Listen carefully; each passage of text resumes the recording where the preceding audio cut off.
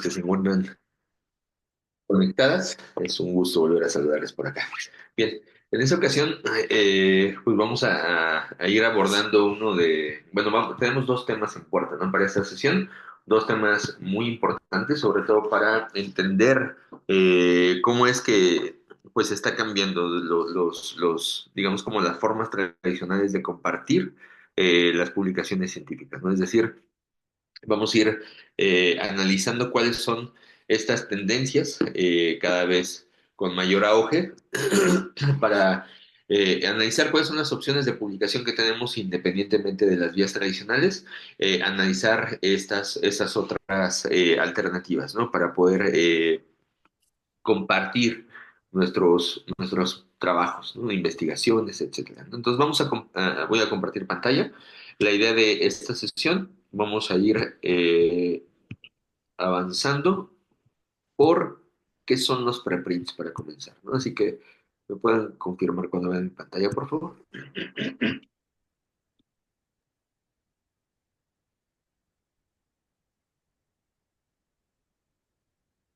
Y Ya ya. se ve.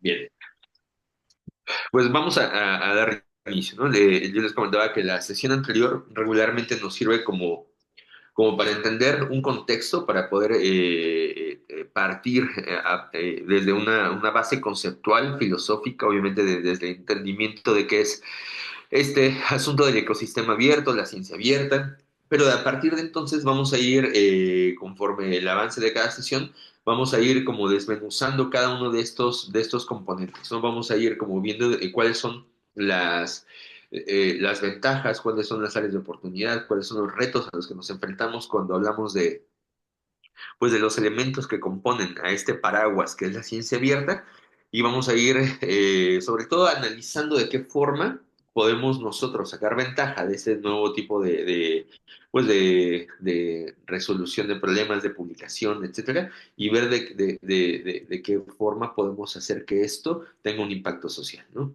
Bien, ¿alguien de aquí nos podría compartir la idea que tiene sobre los preprints? ¿Lo han escuchado? ¿Tienen como alguna idea en mente? ¿Alguien que nos quiera compartir, ya sea por chat? Aquí que abran su micrófono, por supuesto que es bienvenida sus comentarios, sus participaciones. ¿Qué es un preprint? ¿A qué les suena preprint?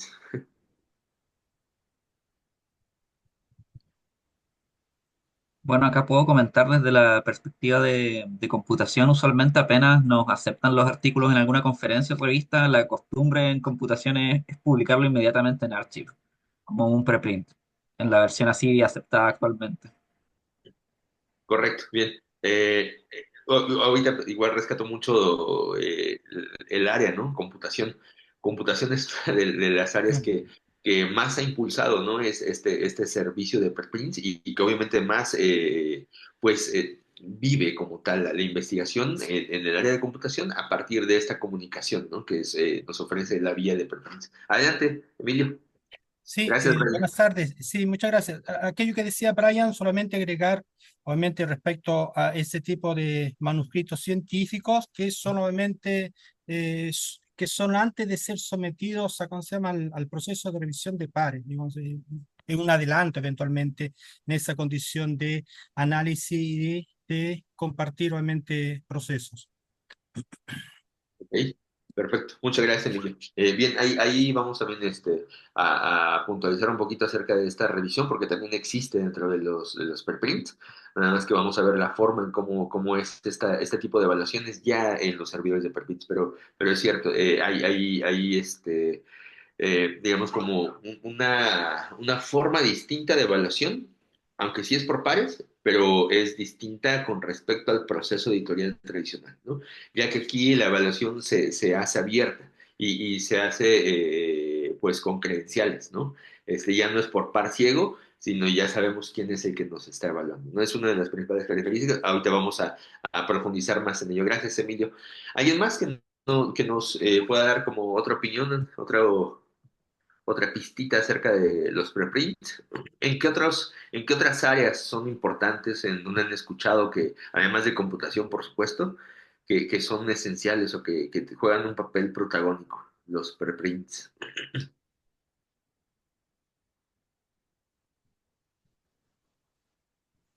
Ya lo habíamos platicado la semana pasada. Chile es fuerte, ¿no?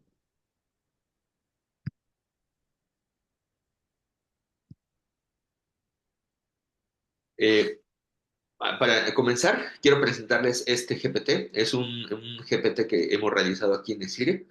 Es un GPT público. ¿Qué significa que sea un GPT? ¿Qué significa que es un chatbot? Que nosotros hemos, digamos, le hemos dado una base de conocimientos, que es precisamente todos los webinars que tenemos en nuestro canal de YouTube, las conferencias que hemos ido hosting, algunos papers, congresos de los cuales nosotros hemos también participado, proyectos, etcétera, y hemos metido toda esa información dentro de este GPT para que sea precisamente un asistente que cualquier persona pueda utilizar, ¿no? Eso es no necesitas tener una cuenta de paga, no necesitas estar logueado ni nada, se los dejo por aquí en el chat.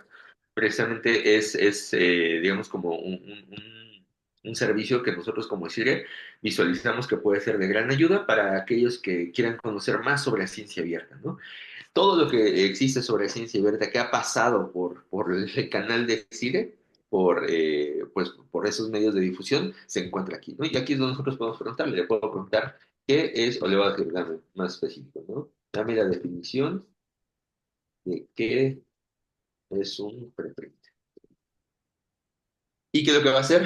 Va a recuperar la información de sus conocimientos, como se dan cuenta, dice, buscando en mis conocimientos, ¿no? Si esto fuera un chat GPT normal, me daría la información tal cual la tiene desde su información precargada, ¿no? Aquí la ventaja es que sabemos que la información de donde está extrayendo esto tiene que ver con autoridades sobre ciencia abierta, ¿no? Que son los que han pasado por esos webinars. Y aquí vemos, ¿no? Dice, es una versión preliminar. Vamos a comenzar desde la definición, ¿no? Desde definiendo nuestros conceptos para ir armando este marco, ¿no? Dice que es una versión preliminar de un artículo científico que se pone a disposición pública antes de ser revisado por pares, como bien comentaba Emilio, y publicado oficialmente en una revista académica, ¿no? Aquí hay algunos detalles que igual podemos ir como afinando, ya que sí es una versión preliminar, aunque sí existe una evaluación, que también es una evaluación por pares, pero que es cierto que no ha sido publicado oficialmente en una revista, ¿no? Y aquí dice, su principal objetivo es compartir de manera rápida los resultados de investigaciones, ¿no? Para que otros científicos puedan comentar, conocerlos, comentarlos y dar retroalimentación. Después nos habla de la importancia que tienen estos preprints ya dentro del ecosistema de la ciencia abierta. Dice que fomentan la transparencia, la colaboración principalmente, que es uno de los objetivos más importantes, y después nos habla acerca de algunos repositorios, ¿no? Que es Archive, Archive, no sé cómo lo conozcan, bArchive, medRxiv, ¿no? Que son como esos servidores especializados para poder como hacer el depósito de temático, ¿no? Como tal. Cuando nosotros hablamos de estos preprints, es precisamente una forma ágil y distinta o innovadora de poder hacer que la información científica, la producción científica circule de una forma mucho más rápida, mucho más ágil, insisto, y sobre todo para poder tener digamos, como un rápido impacto, una rápida conversación dentro del ecosistema, del mundo de la investigación apropiado de ese tema, y que puedan hacer incluso unas versiones posteriores, antes de la publicación final, ¿no? Esto es, si partimos de esta definición, como tal, que es una versión preliminar, de ahí la palabra o el término preprint, muchas veces cae o suele caer dentro de un mundo de mitos, que ahorita vamos a encargarnos de irlos como abordando, ¿no? Así que vamos avanzando, ¿no? Eh, Aquí nos dice tenemos pues algunos datos, ¿no? Dice que el preprint se Eh, puede... Adelante, perdón, adelante. Dime.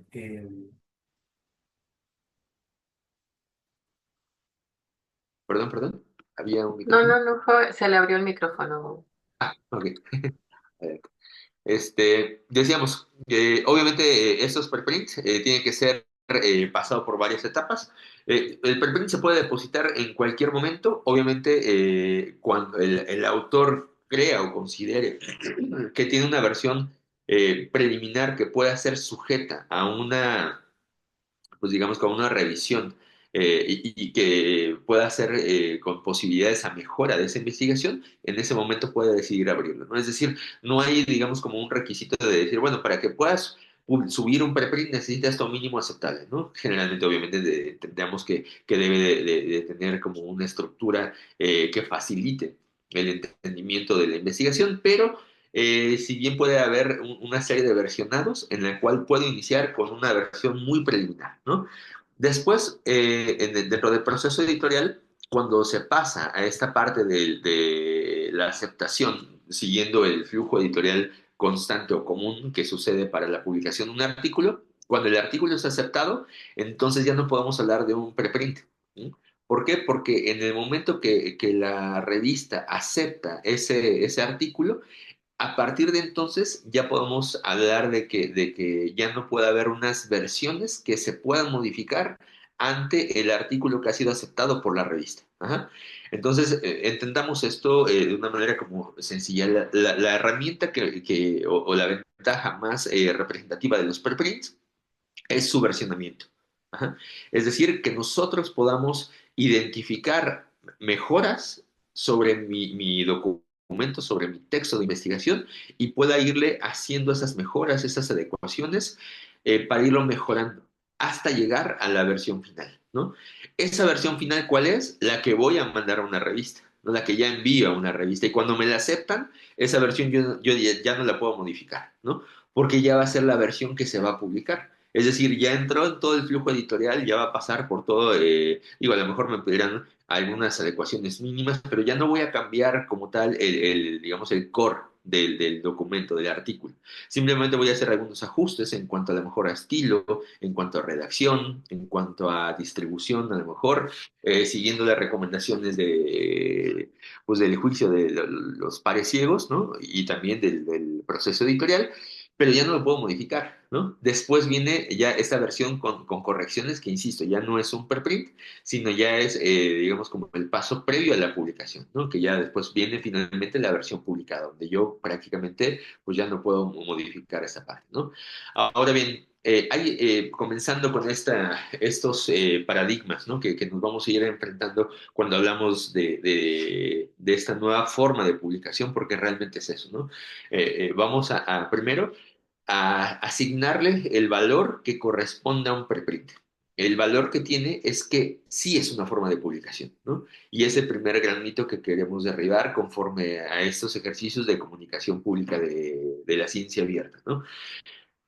Mucha gente piensa que los preprints es una moda y que están aquí pues de momento, ¿no? Y que pues por la premura de los tiempos y de este pues este fast food en el que vivimos, se piensa que es algo relativamente nuevo, ¿no? Lo cierto es que no. Digo, la gente que trabaja en el área o que es del área de computación y sobre todo de física y matemáticas, astronomía, astrofísica y todo esto, sabrán que los preprints vienen desde pues, hace prácticamente 30 años, ¿no? Si no es que un poco más.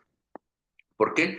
Porque es la forma más eficiente para poder entablar una comunicación científica efectiva. Cuando hablamos de las formas de comunicación pública de la ciencia, existen distintas como estrategias. Obviamente, la primordial y la que se lleva pues, todos los galardones es el artículo. El artículo científico es la publicación por excelencia. No es a lo que toda investigación aspira, hacer una publicación de un artículo científico en una revista indexada con el proceso editorial tradicional. Sin embargo, recordemos que a final de cuentas el propósito de ese artículo es comunicar.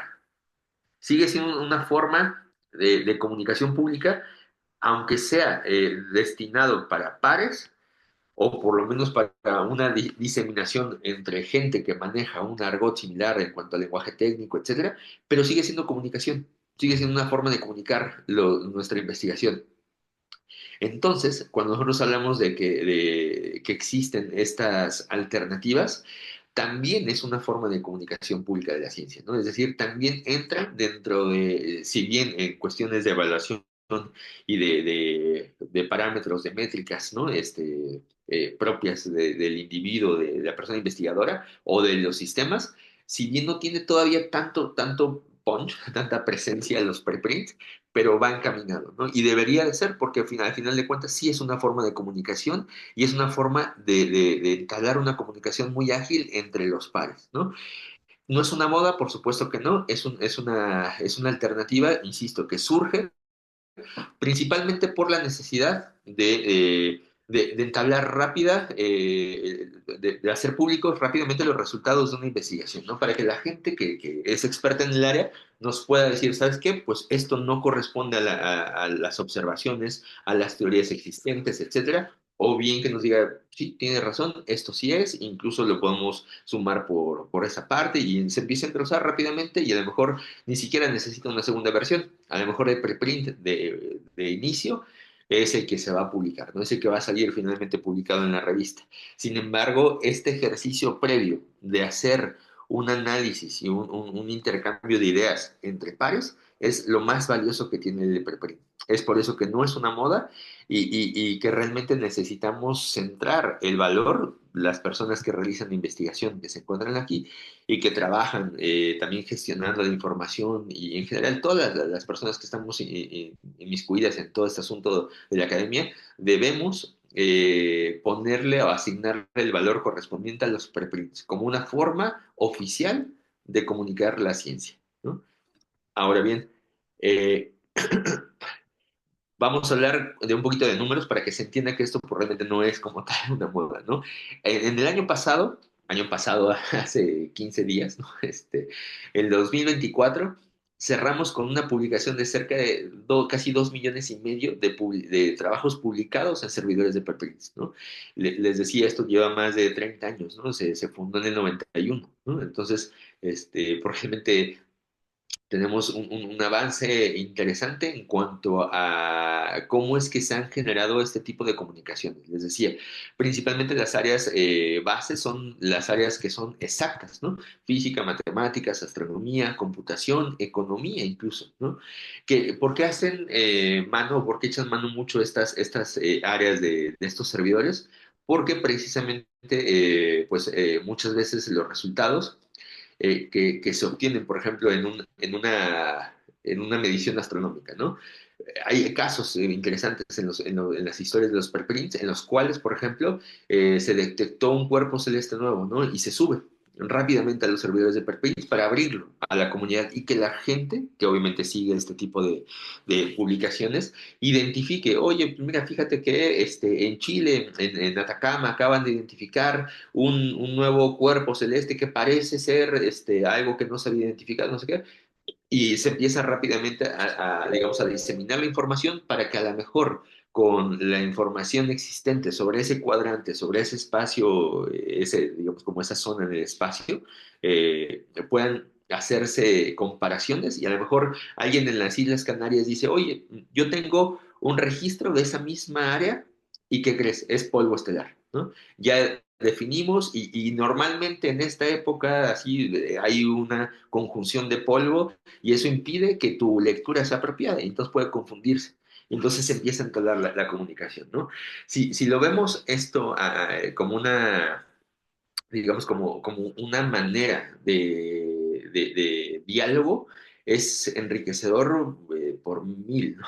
¿Por qué? Porque realmente te va a permitir a ti como investigador, pues incluso esta mala práctica de a lo mejor haber publicado algo sin haberlo verificado antes, ¿no? Y que a lo mejor después tengas que publicar una fe de ratas o tengas que, no sé, cualquier cosa, una nota editorial previo a una comunicación entre pares, en los cuales lo mismo pasó, por ejemplo, en el caso de, no sé, de la física, ¿no? Eh, el bosón de Higgs, ¿no? El bosón de Higgs no se descubrió porque se apareció ya, ¿no? Sino que hubo muchas mediciones, cientos de miles de mediciones previas para que estadísticamente no hubiera falla de que lo que se estaba detectando era una partícula nueva, la partícula buscada, ¿no?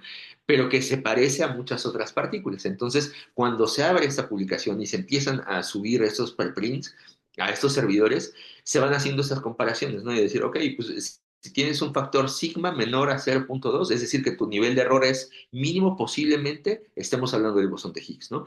Pero existen estas otras investigaciones que también están versionadas, en las cuales a lo mejor llegaron a los mismos resultados que tú, pero que después de un análisis el sigma aumentó y terminó por no ser, o terminó por confundirse con otra partícula muy similar, etcétera, ¿no? Entonces, este avance científico-tecnológico ha dado grandes pasos gracias a estos servidores, ¿no? Obviamente todo esto comenzó por ser prácticamente de nicho, ¿no? Así cooptado en un nicho específico de las disciplinas que ya hablamos, pero hoy en día pues cada vez existen más servidores, ¿no?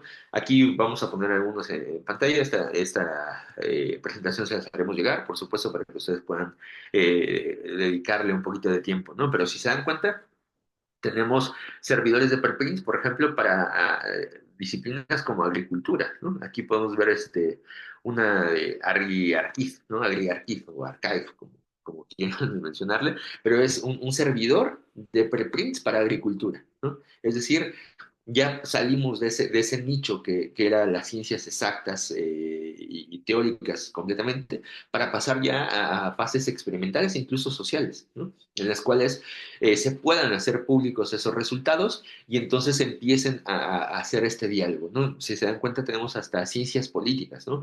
Una ciencia completamente social que por lo menos hace 20 años y era sumamente pues, complicado pensar que iba a llegar a tener un servidor de preprint, ¿no? Donde pudiera haber un diálogo previo a la publicación, ¿no? Porque, pues bueno, no era la naturaleza de esas áreas, ¿no? Tenemos ahí, pues, servidores tanto multidisciplinarios, ¿no? Algunos que son de educación, por ejemplo, ¿no? Que valdría mucho la pena como hacer revisiones desde todas las universidades, identificar cuáles son esas tendencias que hay en los servidores de preprint. Porque si queremos llegar a la ciencia de frontera, tenemos que revisar los preprints, ¿no? ¿Por qué? Porque lo que está sucediendo dentro de las publicaciones, sabemos que muchas veces el proceso editorial para llegar a la publicación de la revista suele de ser a lo mejor demorar algunos meses, ¿no? En el mejor de los casos, ¿no? Hemos encontrado casos que tienen artículos atorados por 8 meses, un año, ¿no? Y que no han podido salir publicados. Imagínense el desfase, sobre todo en áreas como computación, ¿no? Que mencionaba Brian, ¿no? O sea, la computación hoy en día, el ritmo es, pues, prácticamente imposible, inhumanamente posible seguirlo, ¿no? Porque todos los días salen y salen y salen cosas de cualquier área. Entonces, el hecho de que tu artículo científico tarde 8 meses en salir, cuando salga la revista, por supuesto que ya no va a ser actual, ya no va a ser relevante, ya no va a ser de innovación, vamos, ¿no? Puede que ya no serlo, ¿no? ¿Por qué? Porque obviamente, pues si tú estás hablando, por ejemplo, en el caso de inteligencia artificial, ¿no? No sé, nosotros en Mesire publicamos un capítulo de un libro, en un libro internacional que acaba de ser publicado recientemente en enero, y destinamos un capítulo que se llamó La elaboración de prompts para poder hacer una revisión sistemática bibliográfica bajo el esquema de Prisma 2020, ¿no? Entonces, ¿qué es lo que hicimos? Fue tomar el esquema de Prisma para las revisiones sistemáticas literarias y sacamos prompts para poder emplear una herramienta que se llama Umata, en la cual yo le puedo subir un PDF, así como un artículo, meterle los prompts y que me diga si es viable o no para lo que yo estoy buscando, ¿no? Eso en su momento nos pareció algo que pudiera aportar un valor a las personas que estaban realizando este tipo de revisiones sistemáticas. El asunto es que hoy en día, sí, el 9 de enero, cuando ya salió el libro publicado, resulta que tenemos tecnología mucho más avanzada que la que nosotros estamos haciendo referencia en el libro, ¿no? Es decir, Umata, la herramienta con la cual nosotros trabajamos, sigue existiendo, por supuesto que sí, pero ya no es la frontera, ya no es la vanguardia, ya no es lo último. Ya existe otra herramienta mucho más completa que además tiene una versión gratuita que es Notebook LM, en la cual yo le puedo subir no solo uno, le puedo subir un montón de PDFs y además puedo cargarle previa configuración. Ya hay muchas otras cosas, ¿no? Entonces, ese artículo que nosotros enviamos pues hace prácticamente un año, que tardó más o menos un año en salir el libro, hoy en día tiene un desfase considerable, ¿no? Entonces, regreso al punto, si nosotros dentro del ámbito de investigación queremos estar, digamos, actualizados en la frontera realmente de las investigaciones, los servidores de preprints son la opción, ¿no? Por eso es que se invita mucho a que vayamos siempre, pues, consultando, ¿no? ¿Qué es lo que está pasando actualmente, ¿no? Y pueden existir, les decía, ¿no? Servidores temáticos, pero también servidores regionales, ¿no? Por ejemplo, en el caso de Cielo, aquí podemos identificar, ¿no? Cielo tiene un servidor de preprint. Este Cielo que pertenece a Latinoamérica, ¿no? Y que surge en Brasil y que tiene presencia en muchos países latinoamericanos, pues por supuesto que puede ser un buen referente de preprints para identificar qué cosas se están moviendo en nuestra región latinoamericana, ¿no? Y a partir de eso hacer un estudio significativo de un estado del arte, un estado de conocimiento, ¿no? En el cual nosotros podamos precisamente tomarlo como referencia y trabajar en base a esas líneas, ¿no?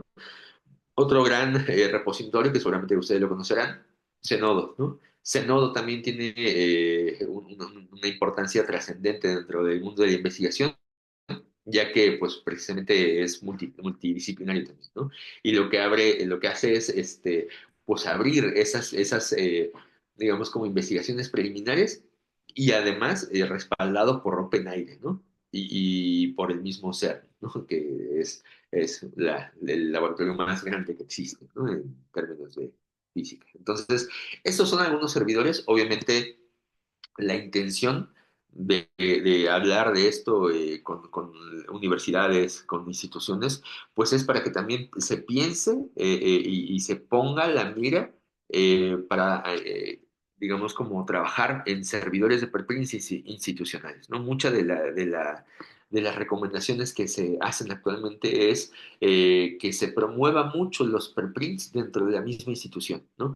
Que este diálogo preliminar antes del envío a la revista pueda suscitarse, pero no de una forma, digamos, como sin estructura, ¿no? Sino el diálogo que se genere a partir de una plataforma que permita la trazabilidad de decir, ok, mira, sobre este artículo tuvimos tantos diálogos, participó el profesor Emilio, participó Reinaldo, esto fue su opinión y se hizo estas versiones, ¿no? Entonces, de esta forma, el conocimiento se vuelve mucho más trazable, ¿no? Y ya no tenemos finalmente un artículo con los resultados, sino tenemos todo un historial de versiones.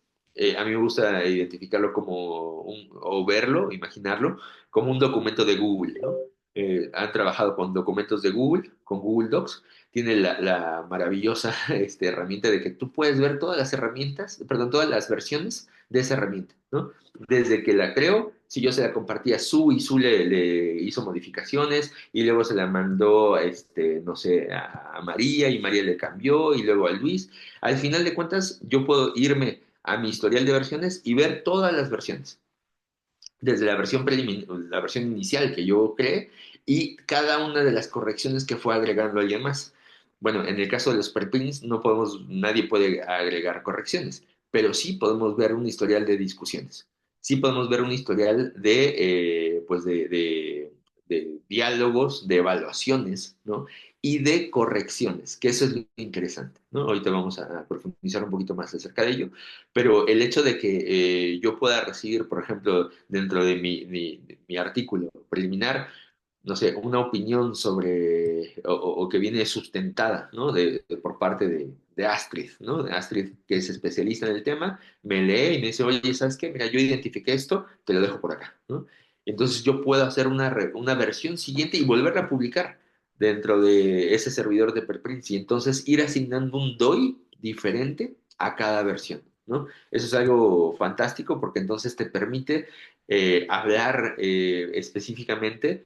Si vas a criticar, por ejemplo, un artículo, vas a entablar un diálogo sobre una investigación, puedes incluso referirte a la versión por el DOI, ¿no? Decir, ok, voy a hablar acerca de la investigación que publicó Alejandro Peña, ¿no? Pero no de la versión, o sea, a lo mejor dentro de todas la historial los preprints que tengo, voy a basarme únicamente en el penúltimo, ¿no? Que es ya el previo a la publicación, porque ya corrigí otras cosas que ya no vale la pena mencionar. Simplemente voy a enfocarme en la última versión y sobre esto hago mis observaciones, ¿no? Entonces vamos teniendo como este histórico que nos va a ayudar mucho para poder ir mapeando, ¿no? Que a final de cuentas lo que se busca en el proceso de la investigación, pues más allá de la publicación, es digamos, como la construcción de conocimiento, ¿no? Que ese sería el objetivo primordial, ¿no? Igual, si tienen alguna duda, por favor, hasta aquí, algún comentario, algo que deseen aportar, preguntar, que quieran que profundicemos, por favor. Antes de que veamos cuáles son algunos de los beneficios que ofrecen los preprints. ¿Hay comentarios por aquí en el chat? Sigamos avanzando un poquito, ¿no? Bien. Yo les decía que uno de los objetivos que nosotros vamos a buscar dentro de este tipo de sesiones es ir aclarando y desmitificando muchos de los conceptos que existen alrededor de la ciencia abierta, ¿no? Y particularmente de los preprints, vamos a comenzar por identificar cuáles son los beneficios. ¿Qué nos ofrece como beneficios? Primero, abrir la conversación, ¿no? Entre colegas y entre pares, ¿no? Les decía, más allá de la comunidad científica tradicional, lo que hacemos es que, por ejemplo, si alguien publica su investigación en un servidor de preprints y yo entro y quiero hacer observaciones, hacer comentarios, debo de credencializarme primero. Es decir, debo de dejar mi ORCID, ¿no? De decir quién soy yo, quién es Germán Díaz, y obviamente con base en eso se podría identificar, ok, a lo mejor yo, no sé, soy un hater, ¿no? Que solamente entra a todos los preprints y les digo, no, eso está mal, esto no está bien, lo que sea, pero no tengo ninguna credencial, ni siquiera soy experto en el tema ni nada, ¿no? Esto podría ser un tema de, pues digamos, como de cierto temor, de decir, bueno, pues es que mi investigación va a estar expuesta o va a estar vulnerable ante cualquier crítica de cualquier persona. No, ¿por qué? Porque debe de haber una credencialización previa, ¿no? Entonces, si yo subo una publicación y, no sé, Francis Espinosa me quiere hacer un comentario, Francis deberá credencializarse, identificando cuáles son sus líneas de investigación, cuáles han sido sus aportaciones, etcétera, para demostrar que es una figura con autoridad o con conocimientos, al menos en la disciplina, y entonces poder hacer como este diálogo, ¿no? A lo cual yo podré contestarle, porque además yo sabré que fue él, ¿no? Que fue Francis el que hizo digamos, como esa observación, ¿no? Entonces, aquí rompemos primero este cambio de la revisión por pares ciegos, ¿no? ¿Por qué? Porque muchas de las ocasiones, cuando se hace una observación a través de este proceso editorial de par ciego, pues muchas veces puede que estemos o no de acuerdo como autores, ¿no? Porque a lo mejor digamos, oye, es que creo que no me di a entender realmente en mi redacción. A lo mejor es un problema de redacción, a lo mejor no es un problema de fondo. A lo mejor que es que mi redacción no está de una forma correcta y puede subjetivizarse, ¿no? Se puede prestar a unas interpretaciones que no es como tal el objetivo de la publicación, ¿no? Pero si esa lectura la hizo un par ciego, yo no podré rebatir ni dar explicación ni nada, simplemente tendré que corregir en el mejor de los casos, ¿no? Pero cuando yo tengo la oportunidad de saber quién es mi interlocutor, puedo empezar ese diálogo, ¿no? Y entonces enriquecer este proceso científico, mucho más allá de únicamente, pues, la parte tradicional, vamos a llamarlo así, ¿no? Después, existe un registro de fechas con publicación, ¿no? Con identificadores persistentes digitales para proteger la propiedad intelectual, que es algo, yo creo que de los mitos, el mayor. Porque el mayor, porque la gente piensa y es en automático lo que, digamos, como el miedo natural de decir, si yo no he publicado esta investigación en ningún medio oficial, entendiendo lo oficial como la parte tradicional, es decir, una revista científica, puedo correr el riesgo de que me plagien Y es una pregunta súper válida, que todo el mundo se hace realmente cuando se le ofrece la alternativa. Oye, ¿y si lo publicas en preprints? No, ¿cómo crees? ¿Qué tal si me lo roban? ¿Qué tal si me plagian? ¿Qué tal? Porque aún no tiene, digamos, piensa, que aún no tiene como esta trazabilidad. Pero es incorrecto pensar esto, porque desde el momento que se sube a un repositorio de preprints, ya lleva un identificador persistente, ya lleva un DOI, ¿no? Y si lo modificas, como ya habíamos hablado de otra versión, cada versión tendrá su propio DOI. Entonces, a la hora de citar, yo puedo citar perfectamente un artículo antes de que haya sido publicado. Con lo cual, estoy abonando, sumando al impacto que tiene ese artículo en todas sus versiones, ¿no? Es decir, se realiza una trazabilidad del artículo con cada una de sus versiones y con cada una de las citas que tuvo correspondiente al DOI en específico, ¿no? De ese, digamos, como de esa temporalidad, vamos, ¿no? Obviamente esto incrementa muchísimo la velocidad en la comunicación científica. Ojo acá, la velocidad entre pares, ¿no? De comunicación científica entre pares. Porque obviamente para poder acceder a un servidor de preprints, pues necesitas tener como cierto conocimiento, ¿no? Difícilmente una persona pues que no tiene un conocimiento más que divulgativo sobre el área podrían a lo mejor entender como tal el artículo, ¿no? Pero fuera de eso es muy, muy importante esta parte. Mm. Emilio, adelante. Sí, muchas gracias, Germán. Sí, mira, me venía una pregunta, digamos que es una duda, obviamente, que cruza en la ética. Mando un preprint, obviamente, a, digamos, evaluación de esos colegas, obviamente, de la comunidad científica, queda con eso doy. Y al mismo tiempo lo mando a una revista X, obviamente. ¿Qué ocurre ahí? Buena pregunta. Ahí la respuesta está en los identificadores, Mm, en los DOIs, ¿no? ¿Por qué? sí, Porque recordemos que el DOI es el objeto, bueno, es el identificador persistente para un objeto digital, ¿no? ujú, Y ese objeto digital puede ser cualquier cosa, puede ser desde un video hasta un artículo o las versiones de ese mismo artículo. Entonces, por sí, ejemplo, ahí en el momento que tú subes un artículo a un servidor de preprint, se asigna un DOI y ese DOI queda atado ya a esa versión parece preliminar. cierto. Ujú. Pero en el momento que tú envías tu artículo, ese mismo artículo, supongamos, ¿no? Lo Ujú, envías a una revista, en el momento que es aceptado, digamos, como ese artículo se empata con otro DOI diferente cierto.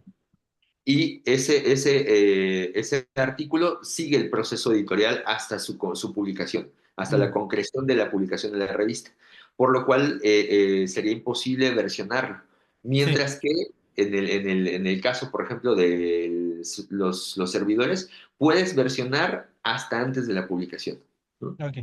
Es decir, puedes tener como trabajos previos. No sería una buena práctica, porque la No, buena no, sí, sí, práctica. por eso te decía que cruzaba en lo ético, pero de todos modos, tanto para, obviamente, abrir el debate y la discusión de análisis, ¿no? Ujú, Sí, por supuesto, y buenísima la aportación porque es cierto, ¿no? O sea, una buena práctica sería primero envío preprint, ujú, obtengo mi versión final y esa versión final ya la envío a la revista, ¿no? sí, Si yo hago esta publicación a la par, voy a tener literalmente, suponiendo que me acepten, ¿no? El artículo sin una observación y que me digan, sí, perfecto, publicable, ¿no? ah, Y después del otro lado de preprint tengo el mismo artículo, pero con otras versiones, ya no sería una práctica cierto. lineal, ¿no? Pero Ujú, sí, muchas no sé, gracias. gracias. Muchas gracias a ti, Emilio, por la pregunta. Muy buena. ¿Alguien más que guste como igual profundizar un poquito o abrir un poquito la conversación? Adelante, ¿no?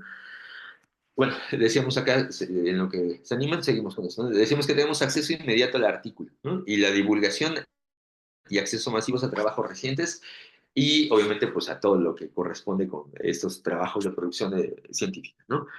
Ahora bien, creo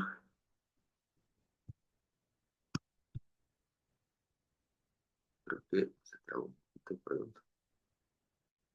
pone lento esto, siempre. Pero esta es la que seguimos avanzando. Cuando hablamos de otra de los grandes, voy a ir mejor,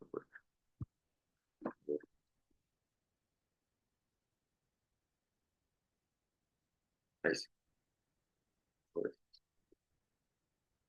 Bien, y cuando hablamos de estos de grandes mitos, les decía que existen mucha desinformación, que obviamente es por falta de divulgación de este conocimiento, que se crean muchos mitos, ¿no? En torno a estas alternativas de publicación, ¿no? Y la idea de este, digamos, como de este tipo de ejercicios, pues es ir eliminando esa desinformación al respecto, ¿no? Una de las críticas también que suele ser muy cruel con este tipo de opciones es que no tienen calidad, ¿no? Y es que te dicen, oye, es que si no es revisado por pares, no podemos hablar de un artículo de calidad, ¿no? Y si no es publicado en una revista indexada y con procesos editoriales, no es un artículo de calidad, ¿no? Obviamente aquí necesitamos hacer primero un cambio cultural, un cambio en el mindset, ¿no? En la forma en cómo entendemos nosotros la calidad, ¿no? Porque si bien la calidad, el proceso como tal de calidad está sujeto, en el caso de un proceso editorial tradicional, a la revisión de pares, de pares ciegos que no se credencializan, que no sabemos realmente si, bueno, digo, estoy hablando de casos extremos, ¿no? Pero pueden existir casos en los cuales la revista misma, pues consiga algunos, a lo mejor no tiene el experto como tal identificado en un área y de repente pues diga, pues, ¿sabes qué? Pues jálate a tal otro autor, ¿no? Tal investigador que yo sé que siempre nos echa la mano y nos revisa rápidamente y mándale ese artículo, ¿no? Y que a lo mejor es esa persona que en la cual nosotros depositamos el concepto de calidad en esa revisión por pares, puede que el proceso no sea como tal de calidad, ¿no? Porque a lo mejor la persona que va a revisar ese artículo no es especialista en el tema. Y a lo mejor la revista, como no tiene suficientes, pues eso, ¿no? Así como árbitros para este caso, pues a lo mejor echa mano de los que le responden más rápido, de los que siempre participan, y a lo mejor emite un juicio que por su desconocimiento del área puede ser incorrecto, ¿no? Entonces el proceso de calidad se compromete. Es decir, no es una garantía que el proceso, que un artículo publicado en una revista haya pasado por procesos de calidad. Lo que sí es un proceso de calidad, o lo que sí podemos incluir o englobar dentro de este proceso de calidad, es la revisión abierta, transparente y pública, ¿no? Es decir, si yo, regresando, ¿no? a estos estándares o a este contexto de sistemas de gestión de calidad, lo eficiente de un sistema de gestión de calidad, cuando hay una auditoría, es que todo esté transparente, que todo esté abierto, que todo esté de fácil acceso y que yo pueda identificar fácilmente digamos como los porqués, ¿no? Y de dónde y cómo y la documentación, y es lo que se hace en una auditoría, ¿no? Entonces, esas auditorías son facilitadas por los servidores de Perprints porque te abre toda la información. Te abre los comentarios, te abre quiénes fueron los evaluadores, te abre quiénes son las líneas de investigación de esos evaluadores, cosa que, insisto, en los pares ciegos, pues salvo la revista, pero el autor final no tiene idea, ¿no? Obviamente, el otro aspecto es, si lo publico en una revista, o si fuera de una revista, me van a plagiar, ¿no? Lo que les decía, ¿no? Este temor de decir, pues mi idea me la van a robar. Aunque esto se compensa o se cubre cuando asignamos identificadores persistentes, ¿no? Porque, insisto, queda atado a un DOI, pero también a un ORCID, ¿no? Y entonces la persona investigadora desde su ORCID puede tener mapeado todos los preprints que ha publicado o todas las versiones de los preprints que ha publicado, porque a final de cuentas el DOI se sigue vinculando con el ORCID. Y si yo con mi ORCID he publicado o publiqué 5 versiones de un preprint en un servidor y después esa misma publicación terminó en una revista, todos esos 6 DOIs van a quedar anclados o trazables desde mi ORCID, ¿no? Entonces, por lo cual va a ser difícil que realmente que se plagie, ¿no? Y obviamente el tercero, ¿no? Que tiene mucho que ver con estos sistemas tradicionales de evaluación, ¿no? Esto nunca será reconocido, ¿no? Y lo que dicen es que, ¿de qué me sirve a mí? Viendo en un término muy utilitario, ¿no? Muy utilitarista, pragmático, capitalista, si quieren verlo así. Pero a mí, ¿de qué me sirve publicar en preprints? si eso no me van a reconocer, si eso no me cuenta para mi evaluación de investigador, de investigadora, si eso no suma puntos a mi estatus de rango de investigación, ¿no? Y es ahí donde empezamos con este cambio cultural. Obviamente necesitamos trabajar primero mucho en hacer que este tipo de, digamos, como de pensamiento, pues vaya modificándose, ¿no? Para evitar que se piense que no hay un impacto, ¿no? Ahora bien, pasamos ya rumbo a la recta final de este tema. Es un tema muy amplio. Yo les invito igual a que si tienen ganas de conocer más al respecto, pues igual les vamos a compartir las presentaciones. Ahí está el EKB, ¿no? El chatbot especializado en ciencia abierta para que puedan sacarle todo el jugo. Y la idea de esto, insisto, es dejar ahorita sobre la mesa estos temas para que pues haya una discusión y obviamente una reflexión sobre esto, ¿no? Bien, hablemos sobre el impacto. ¿Cuál es realmente el impacto de los preprints? Si hablamos en términos, perdón, de visibilidad de la investigación, pues obviamente va a incrementar muchísimo el número de descargas. ¿Por qué? Porque hay más descargas en los servidores, pues, en algunas ocasiones, bajo en ciertos parámetros, hay más descargas de los artículos en los servidores de preprints que digamos, como en los portales de las revistas, ¿no? ¿Por qué? Porque obviamente al tener el acceso de una forma más facilitada y de investigación de vanguardia, de frontera realmente, pues obviamente esto va haciendo que se consulte para poder construir ciencia en el momento preciso, ¿no? Es decir, ok, estoy armando algo sobre, no sé, transformación digital, ¿no?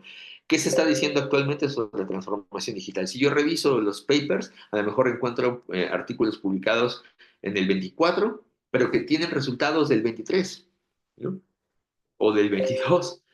Pero, ¿qué pasa si yo quiero resultados del 24, ¿no? Del 25 creo difícil, ¿no? Pero del 24 finales, pues a lo mejor me voy a un preprint y en ese preprint a lo mejor encuentro ese tipo de visibilidad y sea más fácil descargar para poder ampliar, ¿no? Financiación. Y esto creo que es lo mismo, ¿no? Si hablando desde un punto de vista utilitario, pues cuando hablamos del financiamiento, que es un factor también de suma importancia dentro del ámbito de la investigación, si nosotros utilizamos servidores de preprint, es altamente probable también que podamos, uno, hacer colaboraciones más rápido. Dos, jalar más, digamos, como recursos para poder crear estos servidores de preprints y también para poder establecer como estructuras para financiamiento mucho más viables, ¿no? Mucho más ágiles, sobre todo en cuanto a las modificaciones de estos, digamos, como de estas investigaciones, ¿no? Obviamente, uno de los aspectos que también se maneja mucho en torno a los beneficios es la independencia y la democratización, ¿no? La independencia, ¿por qué? Porque hay muchas personas que igual por sus mismos, digamos, como valores, ¿no? Conocemos personas que no van a publicar nunca, por ejemplo, en acceso cerrado, ¿no? Que son investigadores que pues, manejan sus propios criterios morales y sus valores y publican únicamente en acceso abierto, ¿no? Obviamente, pues los servidores de preprints, al ser temáticos y multidisciplinarios, muchas veces permiten recibir publicaciones o investigaciones que a lo mejor en revistas, por su cuadratura temática, difícilmente tendrían posibilidad de publicación. Entonces, con esto podemos también buscar o ampliar un poco más los horizontes de esas líneas de investigación, ¿no? Y por supuesto, bueno, la democratización va de la mano con la apertura de este acceso, ¿no? Bien, aquí unas recomendaciones, ¿no? Una ruta por si queremos empezar a explorar esos preprints, ¿no? ¿Qué debería de hacer una persona que quiera empezar a avanzar en este asunto de los preprints? Primero, identificar plataformas. Lo más importante es saber cuáles son esas plataformas, entrar a las plataformas, conocerlas, identificar cuáles son los artículos quiénes están publicando allí, ¿no? Porque hay autores también digamos, como de los nichos, los repositorios temáticos de preprint, que también son de alto impacto y vemos que también están publicando ahí, ¿no? Es decir, los preprints no solamente son para investigadores juniors, ¿no? Sino son para todo tipo de nivel de investigadores. Y hay personas de alto impacto que publican continuamente ahí, ¿no? Entonces, el entrar a las plataformas, conocerlas, identificarlas e ir analizando cuál es mejor para los fines de mi publicación, va a permitir tener en cuenta factores como viabilidad, como visibilidad, como los identificadores que se asignan, como las licencias que maneja, etcétera, ¿no? Después de eso, hay que tener en cuenta eso, ¿no? Y eso es algo que también provoca mucho o hace mucho, levanta mucha ámpula, ¿no? En la investigación. Te van a evaluar más duro, te van a evaluar de una forma más rígida. ¿Por qué? Porque los comentarios eh, ya no están supeditados o condicionados a los procesos editoriales de pares ciegos, ¿no? En el cual tú emitías tu juicio, ¿no? Ya revisé el artículo, encuentro esto y esto y esto y lo envío, ¿no? Y entonces después pasaba por otro filtro donde los comentarios del revisor tenían que, llegaban al editor y el editor tenía digamos, como darle los eufemismos necesarios en la mayoría de las ocasiones para poder presentarle el informe al autor, ¿no? Y decirle, oye, mira, no ha sido aceptado o encontramos esto y esto y esto, de una forma que pues a lo mejor pudiera venir ya un poco más políticamente correcto, vamos a llamarle así, ¿no? En esta ocasión, en los preprints, no, porque no existe ese filtro. Obviamente digamos, se promueve mucho el uso de un lenguaje respetuoso, profesional, etcétera, pero los comentarios son más directos, ¿no? La evaluación es más directa, la evaluación es mucho más llana, abierta, ¿no? Y eso puede pues sí, muchas veces, pues, pegue a veces en los egos, ¿no? En las susceptibilidades de las personas, ¿no? Obviamente, hablamos también de que es necesario revisar las políticas de la plataforma, ¿no? Hay algunas que plantean restricciones, ¿no? Decir, ok, si tu artículo está publicado o si ya enviaste tu artículo a una revista, no puedes publicar esto en preprint, ¿no? Es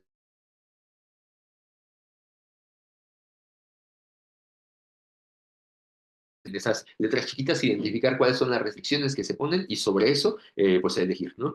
Obviamente trabajar la calidad con los coautores, ¿no? Asegurarse que todos los que estén involucrados desde la parte de los colaboradores coautores, pero también de de los financiadores, que sepan que esa investigación terminarán o estará en un servidor de preprint, ¿no? Porque también incluso puede haber a veces estatutos o financiamientos, cláusulas de financiamiento que te digan, no sé, esta investigación no puede estar en ningún lado hasta que sea publicada en mi revista, ¿no? O en mi portal o en mi repositorio. Bajo esas condiciones de cláusulas de exclusividad, pues entonces estaríamos pues, impedidos, ¿no? A optar por esas alternativas. Y finalmente, bueno, también identificar cuáles son los indicadores o las métricas dentro de la difusión y la vinculación, ¿no? Es decir, si esta plataforma sigue buenas prácticas de identificadores persistentes, si tiene buenas prácticas para ir haciendo redes colaborativas, que es también es otra de las cosas pues, maravillosas que hay dentro de los preprints, eh, y pues puedes ir como sumando, ¿no? Hacia esa parte. Bien, hasta aquí, ¿alguna duda? ¿Algún comentario? ¿Alguna observación?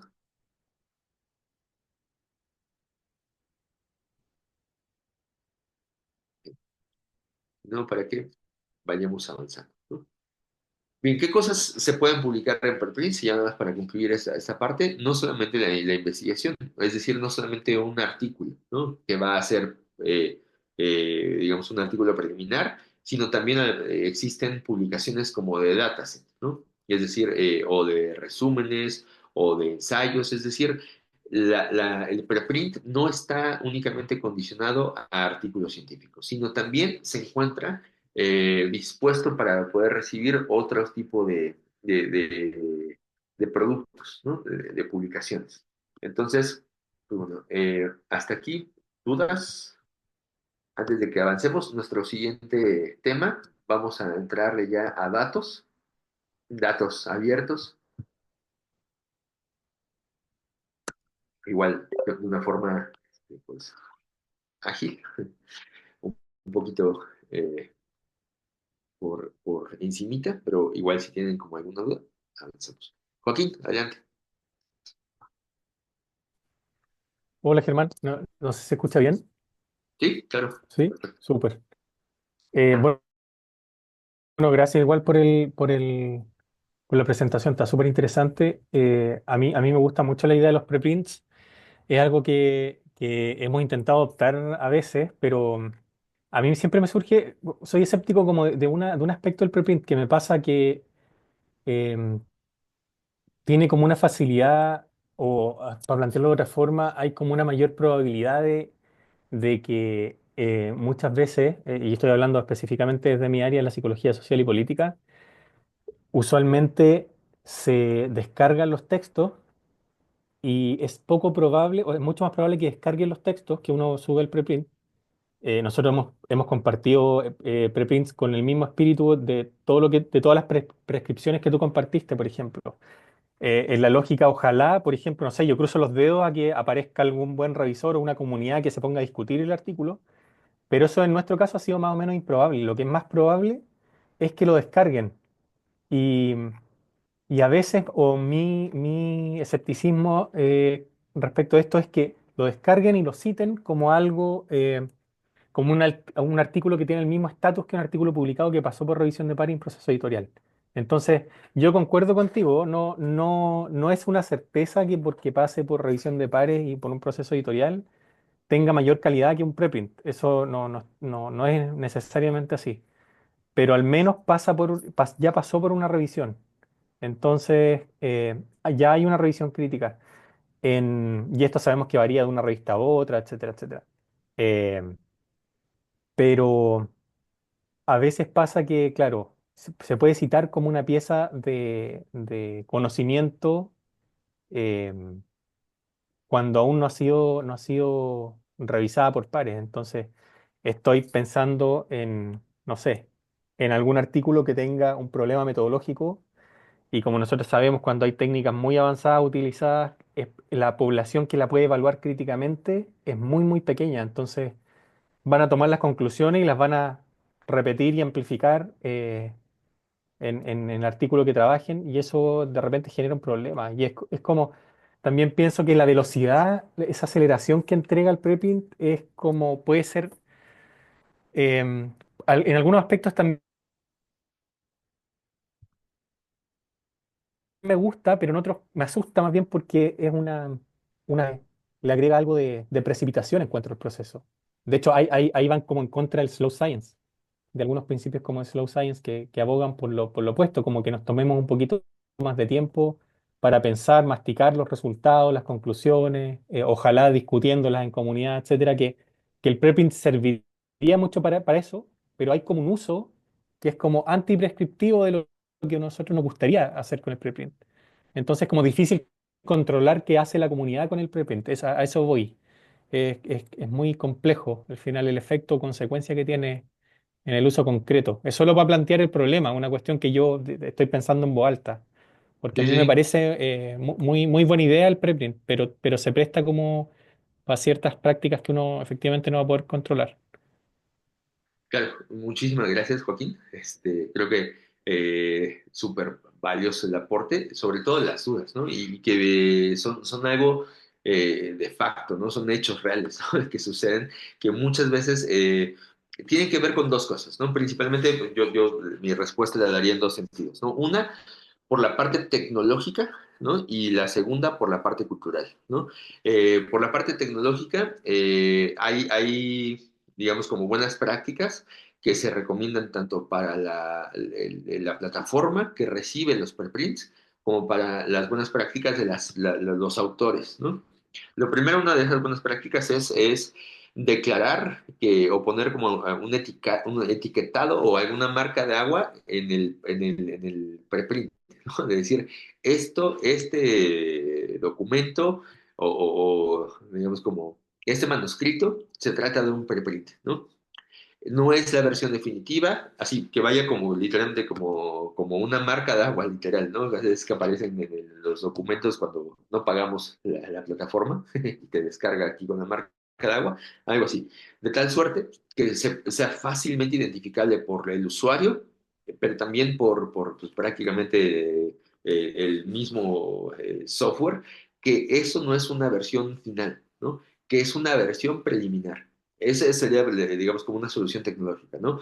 Hacer etiquetados, trabajar en los metadatos, trabajar incluso en esas marcas de agua, ¿no? En la cual sea fácilmente distinguible, por ejemplo, en el caso que mencionas, ¿no? Si, oye, pues se descargan, ¿no? Y muchas veces tenemos este miedo de que a lo mejor, pues un usuario experimentado puede fácilmente distinguir, ¿no? Ah, bueno, pues ese lo descargué de un servidor de preprint, probablemente no sea la versión final. Pero si por casualidad de azares del destino un estudiante, ¿no? Un investigador junior o una persona que está iniciándose en este proceso, pues entra, no sabe bien qué onda con preprint, simplemente dice, ah, archive, no sé, ya lo descargué y ya lo cito, ¿no? Pero por eso es necesario que vengan como este etiquetado altamente visible, no decir, esto no es la versión definitiva del manuscrito, esto es una versión preliminar y algo por el estilo, ¿no?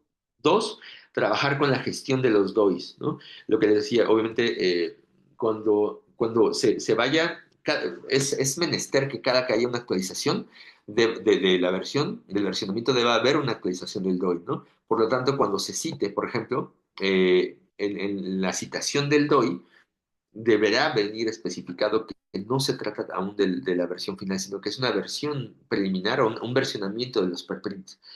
Eso en la gestión de los identificadores, ¿no? Pero más allá de eso, digo, otras como soluciones tecnológicas podría ser que el mismo repositorio pusiera, no sé, como alguna señal, ¿no? Un pop-up, algo así de, esto no es la versión definitiva del artículo, ¿no? Recuerda que estás interactuando con una versión preliminar que aún no ha sido sujeta a una revisión por pares ciego en un proceso editorial, ¿no? Para dejar como por sentado eso. Y la otra solución, el otro, digamos, como la otra vertiente que comentaba, era la parte cultural, ¿no? Que es precisamente parte de lo que corresponde a este tipo de sesiones, ¿no? Obviamente el entender, el divulgar, diseminar, el hacer como ese tipo de ejercicios de comunicación, pues lo que va a hacer es que más personas sepan lo que es un preprint, más personas sepan los alcances y limitaciones que tienen los preprints, ¿no? Y que obviamente esto, pues, a partir de la desinformación, de eliminar la desinformación con conocimiento, pues podamos ir cambiando estas prácticas culturales, ¿no? Que si bien es cierto que muchas veces, pues bueno, puede haber hasta cierto dolo, pero en la mayoría de ellas es por desconocimiento, ¿no? Son malas prácticas por ignorancia, ¿no? Que pueden, pues no saber si lo que están viendo en estos servidores ya es un artículo final o aún deben tratarlo con cierta mesura, con cierta precaución, ¿no? Entonces, es un camino no fácil, ¿no? Que se presenta, pero obviamente bajo acciones institucionales como la que se están llevando a cabo aquí en la UCN, que es precisamente hacer infografías, comunicados, webinars, capacitaciones, creo que podemos ir avanzando por la parte cultural, ¿no? Mientras que por la parte tecnológica valdría mucho la pena que pues se prevean esas cosas, ¿no? Ya sea a lo mejor como autor, si voy a subir un preprint, mi manuscrito a un servidor de preprint, le pongo una marca de agua, ¿no? Así hay software, ¿no? Que lo hacen, que le pongan en una leyenda. Este manuscrito no es la versión final, es una versión preliminar y así que se vaya, ¿no? Cosas por ahí creo que podrían ser como una posible respuesta a estas inquietudes. Ojalá sirvan de ayuda y hayan sido útiles, Joaquín. Pero muchísimas gracias por tu aporte. Sí, Germán, no, solo comentarte que me hace mucho sentido. De hecho, creo que van muy conectados porque que uno no reciba muchos comentarios creo que es atribuible también a una cultura que no está muy enterada de los preprint y entender este producto como un producto de proceso, no como un producto final. Sí, totalmente. Sí, muy, muy de Perfecto. Bueno, acuerdo. Muchas gracias, Joaquín. Pues vamos avanzando si gustan. Ahora pasamos a los datos, ¿va?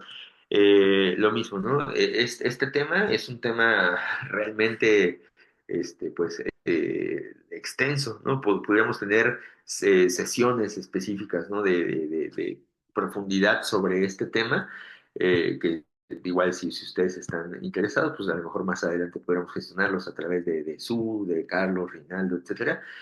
María, pues, igual para poder hacer como algo específico para a lo mejor un plan de gestión de datos, ¿no? Algo ya más llevado a lo facto, ¿no? A los hechos. Pero mientras vamos a seguir trabajando en torno a entender, ¿no? A qué nos referimos con este tipo de situaciones, ¿no? Primero, vamos a ir viendo qué son los datos de investigación, ¿no? Obviamente los datos, y aquí también entramos a un terreno pantanoso, en el cual pues, muchas personas que realizan investigación aún les cuesta mucho trabajo entender que los datos forman parte de la investigación, que los datos no son de la persona, ¿no? Que los datos pertenecen a la investigación, ¿no? Es todo un ciclo. Y que si nosotros como investigadores, como investigadoras, estamos trabajando para poder pues presentar algunos resultados, todo ese proceso que se va toda esa información, esos elementos recolectados, observados o generados para validar esos hallazgos de la investigación, todo eso debe ser parte también de la apertura. Es decir, también forma parte de el abrir la información, forma parte del acceso abierto, por lo cual deberíamos de ponerlo siempre a disposición del resto de la comunidad, ¿no? ¿Por qué? Porque esos datos servirán como un insumo para que futuras investigaciones se sustenten a partir de esos cimientos, ¿no? Entonces, si seguimos, por ejemplo, en ese sentido, hablamos de que la recolección, la observación, la generación, ¿no? La validación, todo eso es el preliminar para poder desarrollar una teoría que finalmente va a llegar a una publicación de resultados, ¿no? Y que en el sentido tradicional de la ciencia, nosotros pensamos, o generalmente se piensa que, pues los científicos, las personas que reciben ese tipo de subsidios y financiamiento, pues con que nos entreguen los resultados es más que suficiente, ¿no? Actualmente no. Actualmente entendamos que la responsabilidad social, moral pues ética es entregar todo completo, todo mi paquete completo, ¿no? Obviamente, ¿qué datos, no? Y aquí hay suele presentarse mucho esta pregunta. Nos hemos topado muchas y repetidas ocasiones en las capacitaciones que damos cuando nos preguntan, oye, pero ¿qué datos? Por ejemplo, si yo como investigador compro, o bueno, de mi universidad, ¿no? Compra una base de datos que yo utilicé, ¿eso lo debo de declarar? La respuesta es no. ¿Por qué? Porque no se generaron esos datos, no se observaron esos datos dentro de tu investigación o no se recolectaron esos datos. Es decir, tú consumiste un set de datos que ya existía y que además, bueno, vino de otra fuente, lo que sea, y lo declaras, pero no lo pones en abierto, vamos, no es necesario, ¿no? Lo que sí es necesario son los datos que tú dentro de tu investigación generas, ¿no? Es decir, dentro de tus observaciones, de tus experimentos, dentro de todos tus hallazgos que vas realizando en tu investigación, obviamente tomando como referencia las bases de datos ya existentes, todo eso que necesariamente tenemos que ocupar, eso es desdeñable, ¿no? Lo que sí nos importa es los datos nuevos, ¿no? Esos que se están generando, los que se están observando y los que se están produciendo con tu investigación. Esos son los que deberían ponerse a disposición de la comunidad, bajo estas prácticas, obviamente, de acceso abierto, ¿no? ¿Para qué? Porque esto lo que nos va a hacer es desarrollar nuevas teorías, obviamente tomar decisiones y, por supuesto, formular conclusiones, ¿no? Ahora bien, aquí podemos tener como algunas variantes de estos datos, ¿no? ¿De dónde pueden venir esos datos? Pueden venir datos de simulación, ¿no? Actualmente, pues los modelos, no solamente de computación, ¿no? Sino muchos modelos de las ciencias experimentales o teóricas, trabajan bajo simulaciones, ¿no? Es decir, No hay forma de correr escenarios reales en modelos matemáticos con n dimensiones, ¿no? Pero sí puedo correr software que simule esos escenarios, ¿no? Y todos esos datos que son generados por software de simulación también son datos de investigación y también son datos que deberán ser abiertos, ¿no? Actualmente trabajamos mucho en inteligencia artificial con simuladores, ¿no? El entrenamiento por refuerzo eso se lleva a cabo a través de la simulación. El software corre escenarios que simula dentro de su software, analiza los resultados y con eso toma decisiones para la acción, ¿no? Es decir, primero genera una simulación en su cerebro y después lo lleva a cabo a la acción, ¿no? Bueno, pues esos datos que fueron generados por esa simulación de computadora, de software, también son importantes, también deberían ser declarados, ¿no? Los observacionales, experimentales, los cualitativos y los cuantitativos, ¿no? Con esto prácticamente, si se dan cuenta, abarcamos pues todas las disciplinas, ¿no?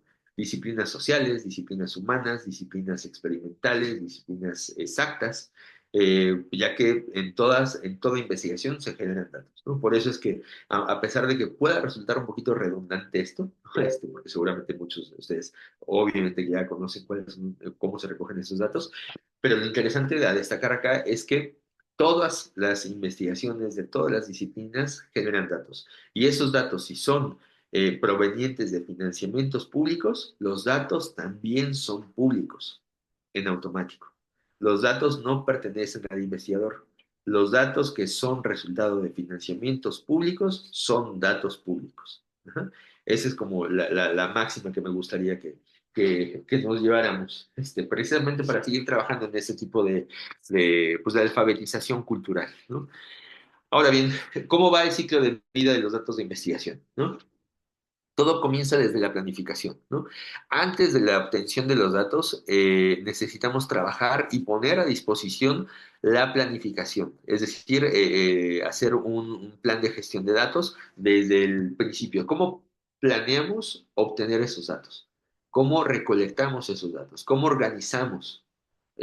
¿Dónde los ponemos, ¿no? ¿Cómo los vamos a clasificar, a organizar por entidades, por colecciones, etcétera, ¿no? ¿Cómo vamos a hacer ese análisis, ¿no? ¿Qué herramientas vamos a ocupar? Si vamos a ocupar algunos algoritmos de machine learning, si vamos a ocupar inteligencia artificial, si es un análisis meramente estadístico, ¿no? Y obviamente pues todo eso deberá transparentarse, ¿no?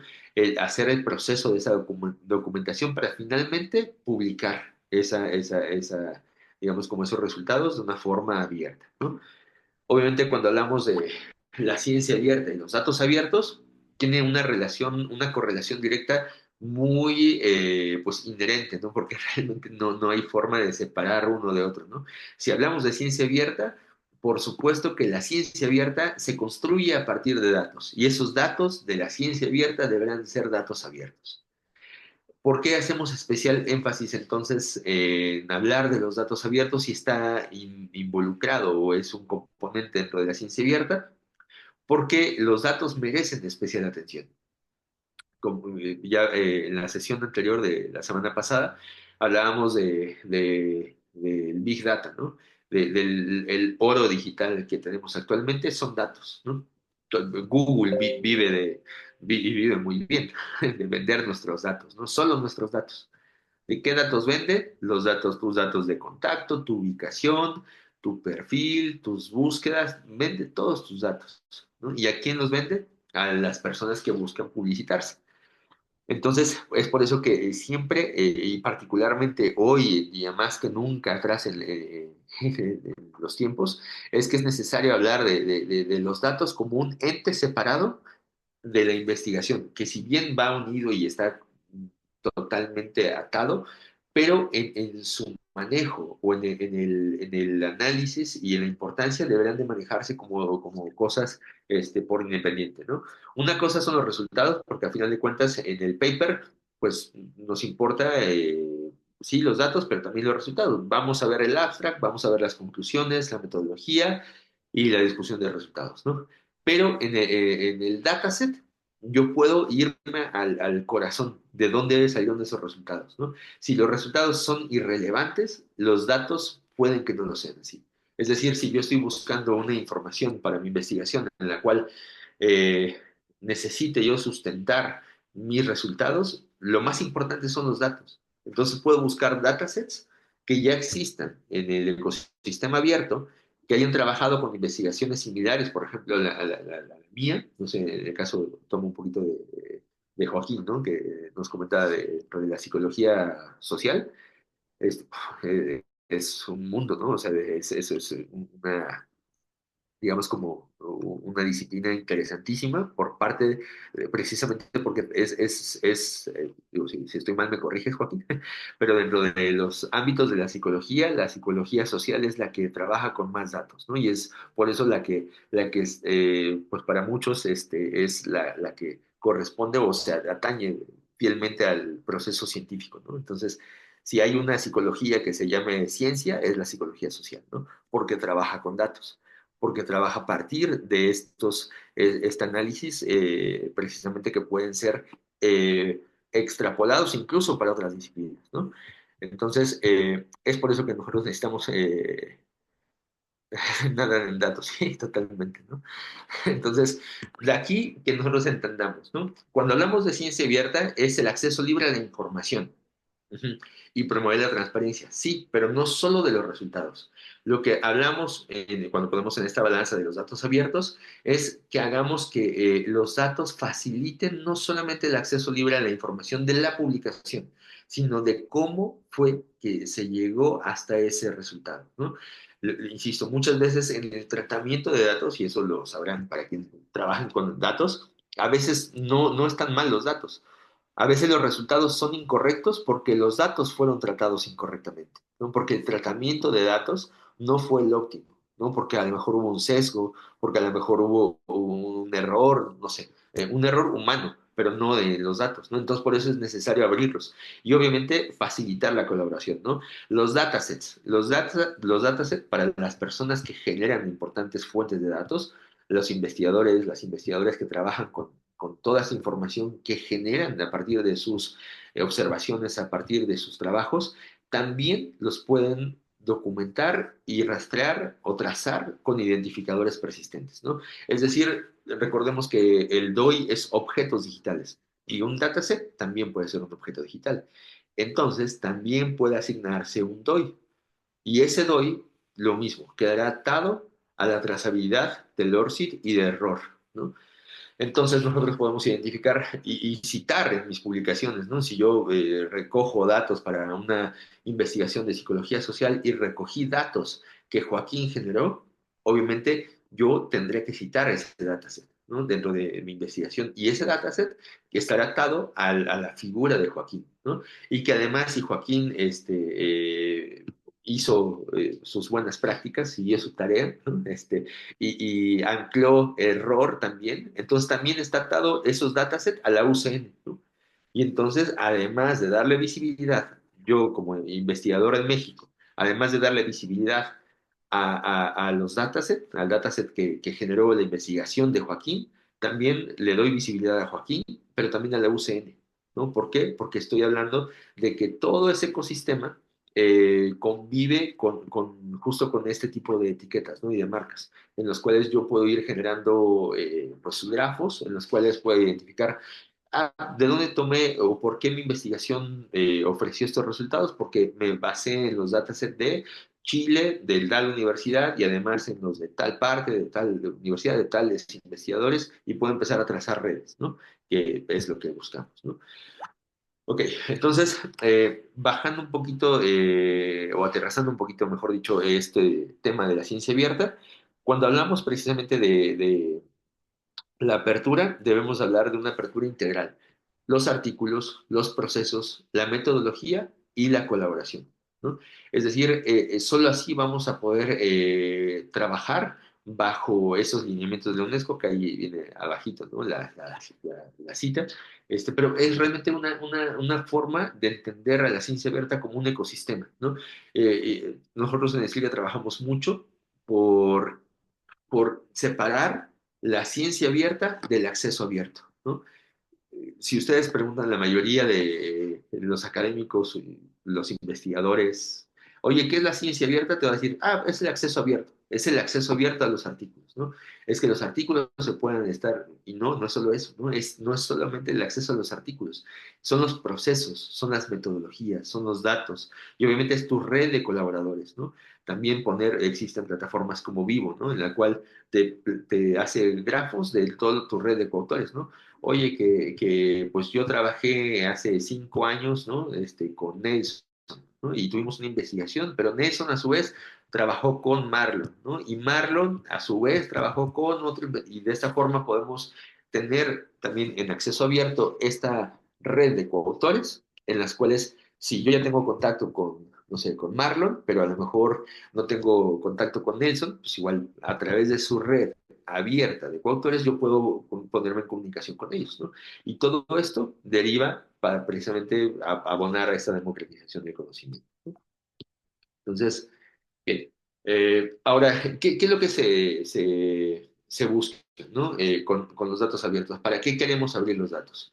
Principalmente para pues, estos puntos como en específico. Primero, para usarlos, ¿no? Es decir, yo necesito los datos para poder usarlos. Si son datos que me sirven en mi investigación, que a lo mejor yo no tengo el financiamiento para poder ejecutar o correr una prueba de ese tipo, de ese estilo, puedo ocupar datos que ya existen y que sean pertinentes con mi investigación, o puedo reutilizar esos mismos datos, es decir, puedo usarlos o reutilizarlos eh, sin ningún tipo de restricción, ¿no? Es decir, sin derechos, sin problemas de derechos de copyright, ¿no?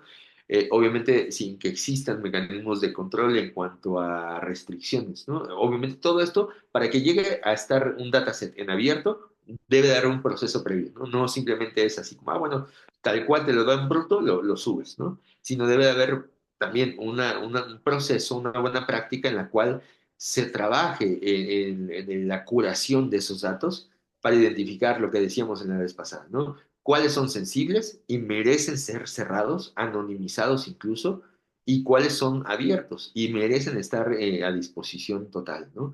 Y obviamente, pues ir haciendo esta depuración, ¿no? Y finalmente, pues bueno, poder redistribuirlo, ¿no? Aquí dejamos igual algunos artículos para que ustedes los puedan consultar. Más adelante, nuestra experta en datos, aquí en Decire, es Nidia López. Ella forma parte ya del consorcio de especialistas de DataSite aquí en Latinoamérica, ¿no? Entonces, literalmente es una eminencia en datos, ¿no? Obviamente, si desean más información, con gusto podríamos enlazarlos con ella, ¿no? Si quieren profundizar más y trabajar más a detalle, ella es la persona indicada, ¿no? Pero bueno, vamos a trabajar ahorita un poquito sobre entender como de manera general para qué nos sirven los datos, ¿no? ¿Cuál es el objetivo de tener esos datos? Una, verificar resultados, verificar, reproducir y generar nuevas investigaciones, ¿no? Que las primeras dos son parte de las características de lo que de lo que es la ciencia, ¿no? La ciencia, para que se llame ciencia, necesita ser reproducible y comprobable. Y la forma que tenemos de comprobar que eso es cierto es utilizando los datos, ¿no? Si yo utilizo los mismos datos, los datos no solamente, digamos, como de la observación, ¿no? Sino los datos incluso del proceso, ¿no? Y puedo tener todo eso a disposición, por supuesto que deberé reproducir y verificar por descuento los mismos resultados que están en la publicación. Y esto me permitirá, por supuesto, generar nuevas investigaciones, ¿no? Crear de nuevas líneas para identificar dónde se encuentran pues aquellas que pues pueden reproducir nuevas temáticas, ¿no? Bien, se habla siempre de que los datos llevan una relación ganar-ganar, ¿no? ¿Por qué? Porque, pues bueno, esos son los pilares que sostienen a la ciencia abierta en cuanto a los datos, ¿no? Transparencia, colaboración, reproducibilidad, innovación e impacto social, ¿no? Todos estos componentes se derivan a partir de las buenas prácticas. Entonces, eh, eh, los últimos dos pilares, innovación e impacto social, suelen ser de los que más se cuestionan, ¿no? O de los que más se suele dudar, ¿no? Oye, pero ¿cómo puede generar unos datos? Solo el set de datos, ¿cómo puede generar innovación, ¿no? O impacto social. pues bueno, muchas veces las investigaciones que se generan están enfocadas para un objetivo, ¿no? Un tema, una línea de investigación, un área, una disciplina.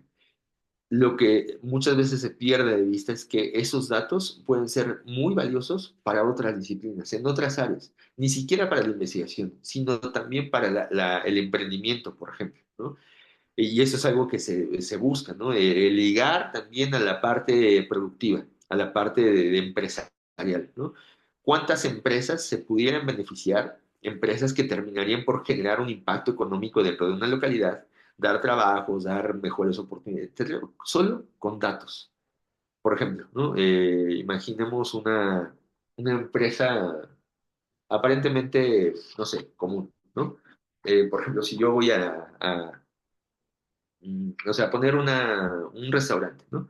Quiero poner un restaurante que también sea un foro cultural ahí en Chile, ¿no? Yo sé más o menos cómo funcionan las cosas acá en México, pero en Chile no. Obviamente necesitaría datos, ¿no? Datos de los cuales yo pueda valerme para entender digamos como los hábitos de consumo, las tendencias de la gente, ¿no? Si es, no sé, si es más proclive a la cultura no sé, a la música, etcétera. O sea, hay datos que seguramente, a lo mejor desde las investigaciones de psicología social de Joaquín, seguramente podría yo extraer dos, tres cosas interesantes que yo como emprendedor podría utilizar para sacar provecho y generar un impacto social y económico en una zona, ¿no? Bajo un esquema, pues, controlado, ¿no? Entonces, realmente, el sacar de contexto a los datos de donde originalmente fueron diseñados, es lo que termina por permear, en la mayoría de las ocasiones, en beneficios de impacto social y de innovaciones, ¿no? Entonces, hasta aquí vamos bien. Ya estamos por entrar en la recta final. Igual no sé si tienen como alguna duda, algún comentario.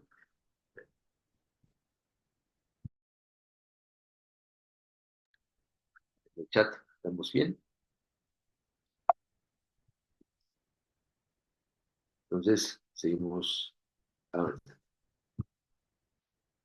Bien, para poner un poquito en contexto sobre las iniciativas referentes para poder hablar de la necesidad de aperturar los datos o de abrir los datos para la ciencia abierta, vemos que esto es relativamente nuevo, ¿no? Si hablamos, por ejemplo, de que los preprints se llevan desde el 91 y hablamos de que los movimientos de ciencia abierta llevan desde, pues, hace más de 50, 70 años, ¿no? Que se empezó Tim Berners-Lee y toda esa gente que empezó a trabajar sobre el acceso abierto, pues bueno, la apertura de los datos es de lo más reciente que hay, ¿no? Tiene menos de 25 años, ¿no? Que desde que tomamos la primera declaración, ¿no? Del acceso abierto en Budapest, donde se habla por primera vez de abrir también los datos del ciclo de investigación, ¿no? Pasar de los resultados a empezar a tocar a los datos, ¿no? Después, en el 2007, con la Declaración de Berlín sobre el acceso abierto, pero ya en la parte ya más enfocado a ciencias y humanidades, y de ahí vienen muchas políticas, ¿no? Muchas iniciativas, guías, declaraciones, eh, todas esas como serie de recomendaciones que nos debe servir mucho para la construcción de los marcos teóricos para políticas institucionales, ¿no? Es decir, en la política institucional de la UCN tiene, por supuesto, que estar pues inventada en todo este precedente, ¿no? Que ha habido y las actualizaciones para que estén alineados precisamente a esos principios que se buscan ser estándares a un nivel internacional, ¿no? Es decir, que para que exista la interoperabilidad, porque recordemos que a final de cuentas lo que se busca con la ciencia abierta es que derribar las barreras tanto de naciones como de lenguaje, ¿no? Y entonces de que podamos acceder mediante interoperabilidad de plataformas al dataset que tienen en Chile, como el que tienen en España, como el que tienen en Estados Unidos, como el de México, ¿no? Entonces, esto vale mucho la pena igual para quien desee tener como más referente, igual que se puede echar un clavado acerca de esto, ¿no? Pero bueno, cuando llegamos finalmente a las recomendaciones de la OCDE, que es literalmente ya sobre el acceso a datos de la investigación financiada por fondos públicos, que es lo que pues hemos venido como haciendo tanta insistencia, ¿no? ¿Para qué? Para que pues no se, digamos, como no se toma como una imposición, ¿no? Porque igual también hemos tenido en algunas ocasiones gente que nos dice, no, es que a mí no me van a obligar a abrir mis datos, ¿no? Pues sí, pues nadie te va a obligar a abrir tus datos si son financiados por tu dinero, ¿no? O si tú tomaste, no sé, un doctorado en cómo alinear chakras cuánticos, ¿no? Y todos tus datos que recogiste pues son tuyos. Pero si tú recibiste financiamiento de fondos públicos, sea cual sea esta, beca, subsidios, apoyos, fondos internacionales, nacionales o locales, la obligación es seguir las recomendaciones de la OCDE, ¿no? ¿Y qué dice la OCDE? Esto. Primero, necesitamos documentar los metadatos, ¿no? Necesitamos hacer una documentación y trabajar mucho en los metadatos. ¿Cuáles son los metadatos? Los datos de los datos, ¿no? Es decir, estos identificadores o estas etiquetas que nosotros vamos a estructurar, a hacer de una forma estructurada, de una forma pues estandarizada para que otras personas, uno, puedan buscar fácilmente esa información, ¿no? Y dos, puedan tener la información estructurada de una forma, pues, internacional, ¿no? Para que yo no tenga que curar los datos o adaptar los datos a un formato mexicano, ¿no? Si jalo unos datos de Chile. O sea, la idea es trabajar como bajo estándares internacionales de documentación y de metadatos. Obviamente, proteger esos datos sensibles, ¿no? ¿Cuáles podrían ser datos sensibles? ¿Cuáles se imaginan? Obviamente, además de datos personales, por ejemplo. Pregunto esto para poder como abrir, ¿no? Sobre el tema y que a veces, pues, muchas veces tenemos como algunas ideas, ¿no? ¿Qué cosas opinan? ¿Qué cosas podrían ser unos datos sensibles que necesitaríamos proteger? ¿Qué se les ocurre? Además de los datos personales, ¿no?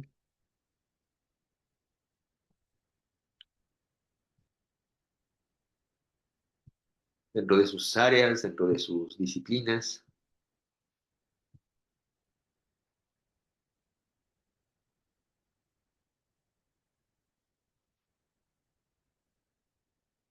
No sé, por ejemplo, bueno, no sé, investigaciones, no conozco bien sus disciplinas, pero investigaciones que estén orientadas pues hacia temas sociales, ¿no?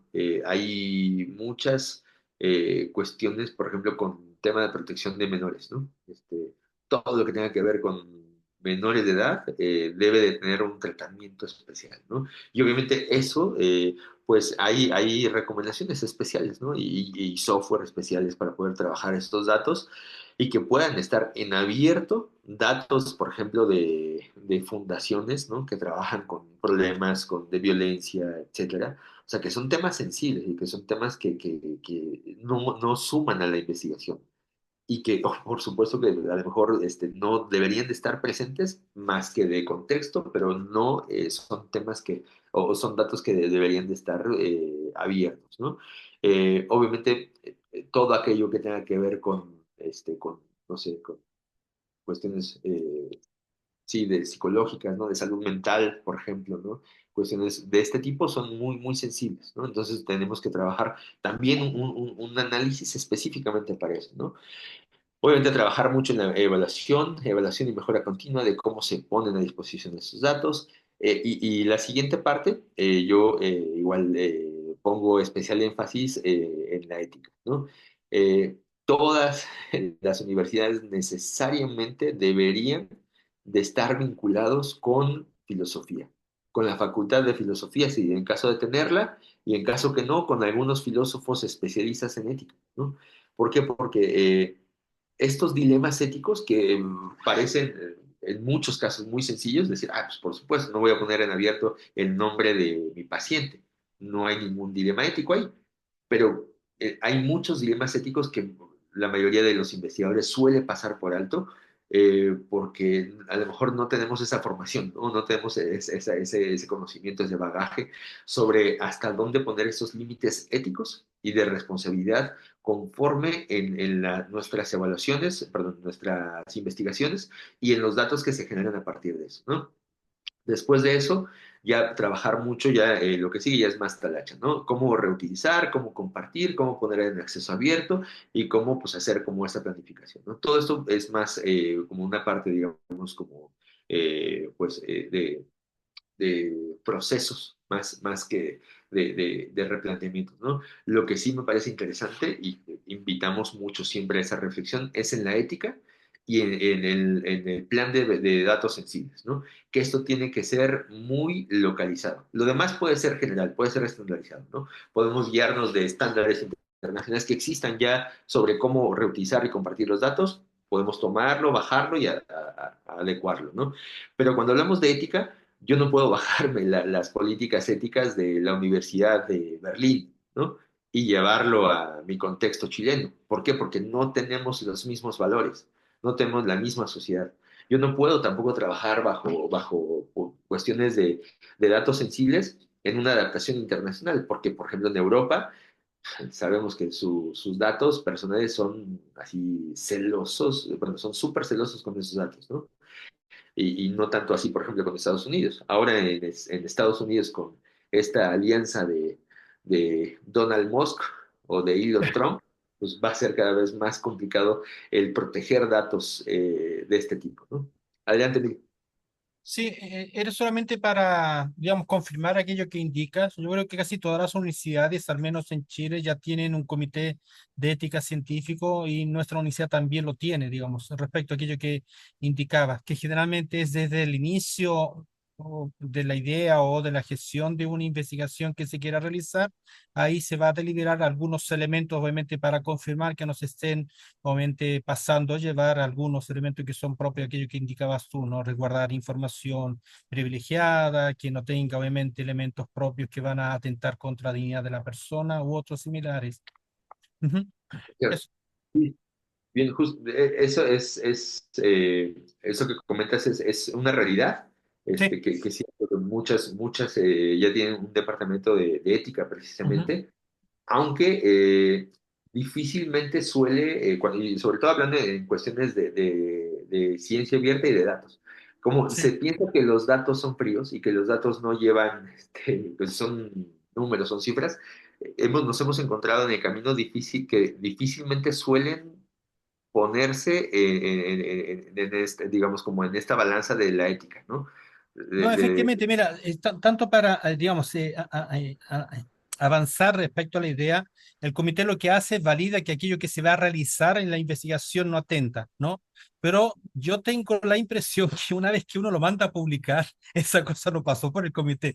Digamos, aquello que tú dices, obviamente, antes de mandar la publicación respecto, se espera obviamente que uno tenga obviamente el resguardo de aquello, pero no hay esa segunda bajada eventualmente que pudiera ser también un elemento a considerar, aunque sí yo creo que todos los investigadores, aquello que, digamos, se entregan, obviamente ya tiene obviamente una cierta elementos ya asignados. ¿Mm?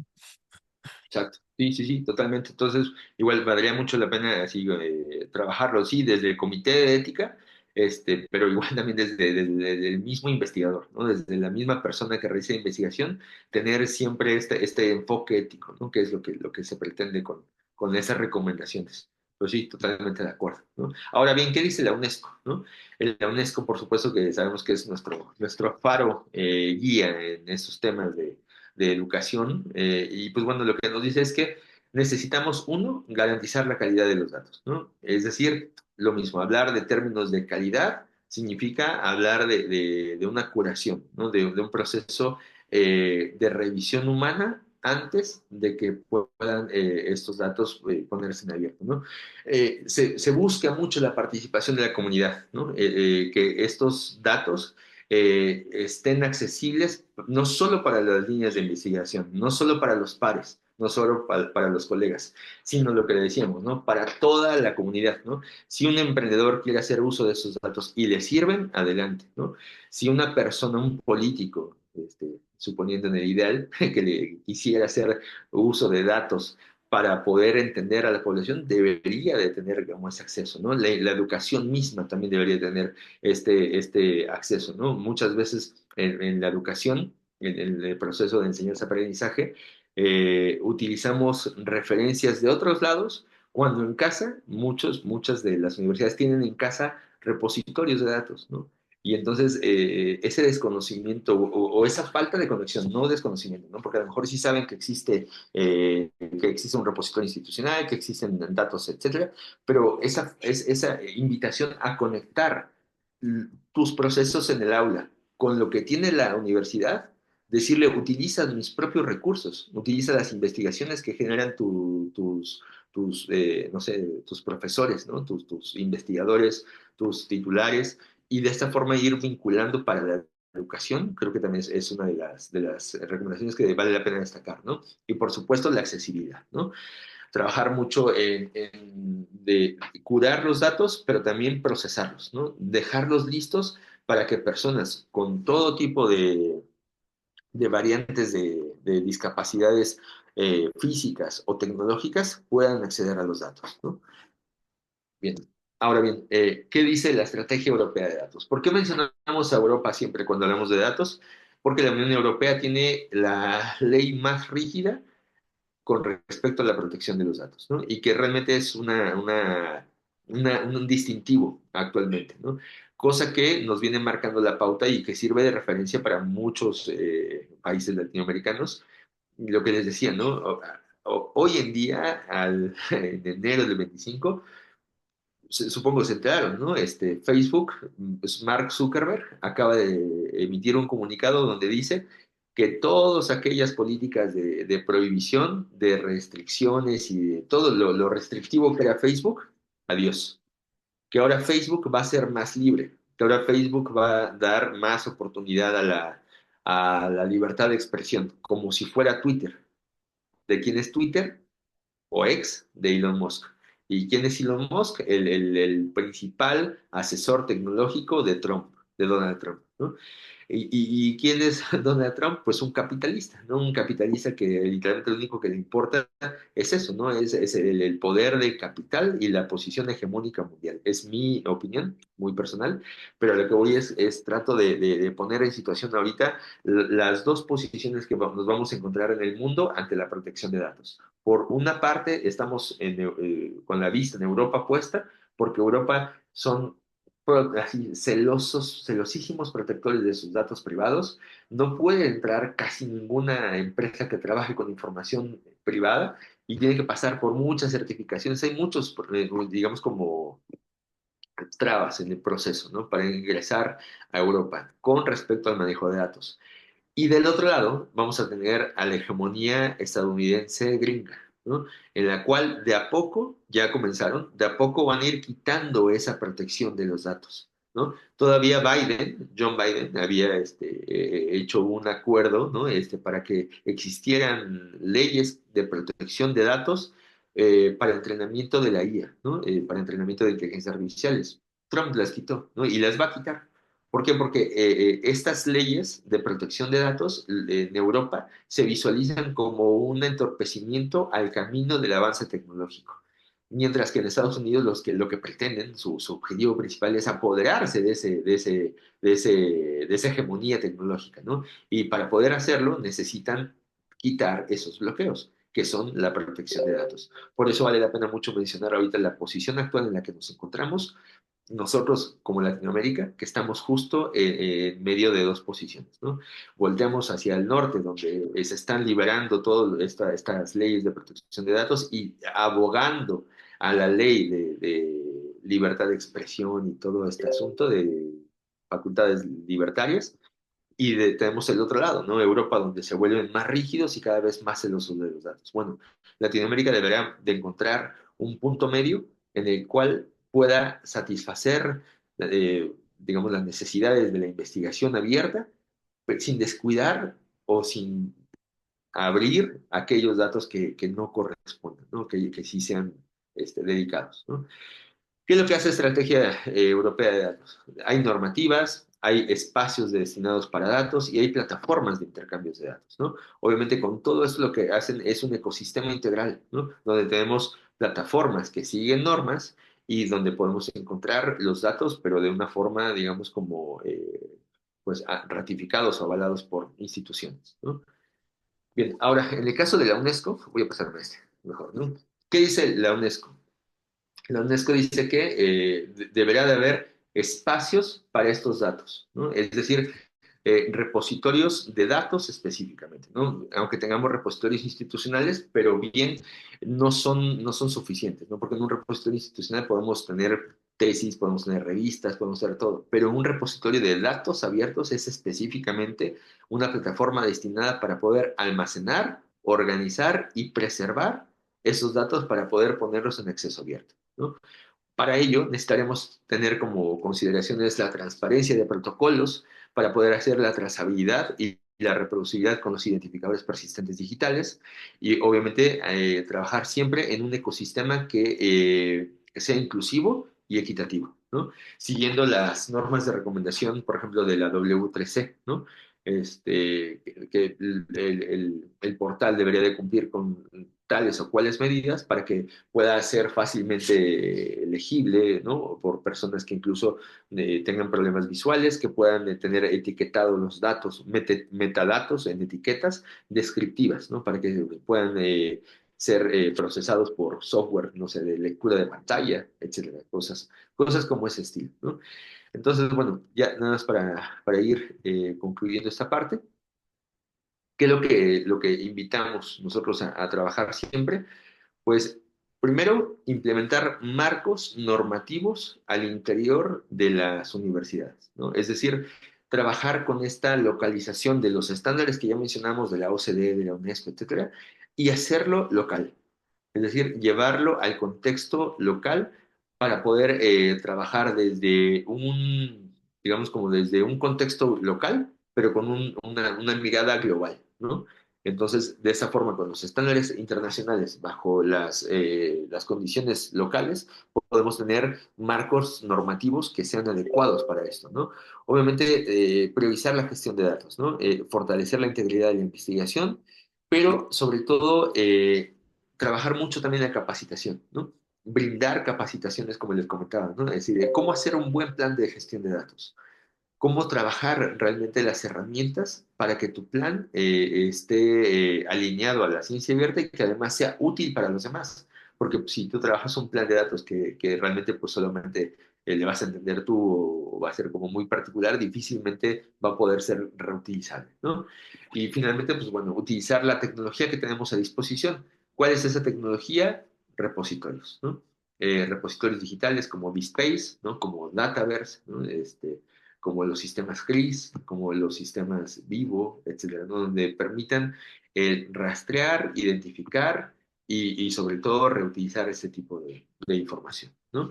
Entonces ya a manera de conclusión, ya para ir cerrando la sesión del día de hoy, sí, pues dejamos sobre la mesa esas dos temáticas, ¿no? La primera es trabajar sobre el entendimiento de los preprints, de cuáles son las ventajas y obviamente las áreas todavía de oportunidad que presentan esos servidores.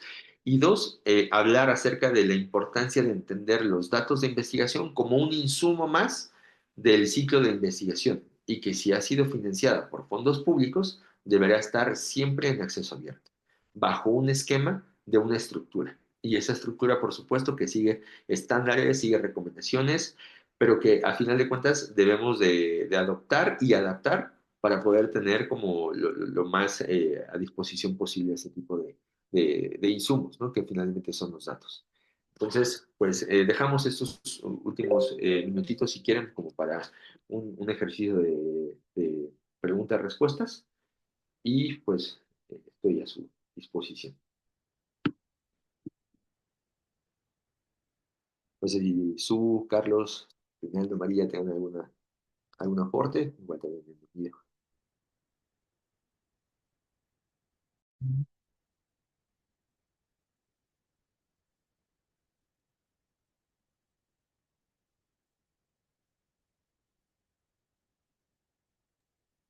Bueno, yo suelo decir que creo que quedaron algunos temas muy interesantes para poder seguir discutiendo, ¿no? Sobre todo en el caso de los elementos éticos, ¿no? Y de los procesos que se siguen para visar, digamos, las investigaciones, sobre todo en el área de las ciencias sociales, pero también en otros aspectos, ¿no? Porque pasa que quizás, claro, no todas las disciplinas tienen este agudo ejercicio de realizar, ¿no?, los procesos de enviar un formulario, un comité de ética, por ejemplo, y también entendiendo las particularidades de cada disciplina. En psicología, por ejemplo, o en las ciencias sociales hay muchas formas, no sé, de investigar, ¿no? Hay muchas técnicas que se pueden usar y que entendemos también cuando nos acercamos a hacer nuestras investigaciones a los grupos de personas de distinta manera, ¿no? Y a veces eso también requiere, digamos, miradas muy particulares para poder autorizar o no una investigación, ¿sí?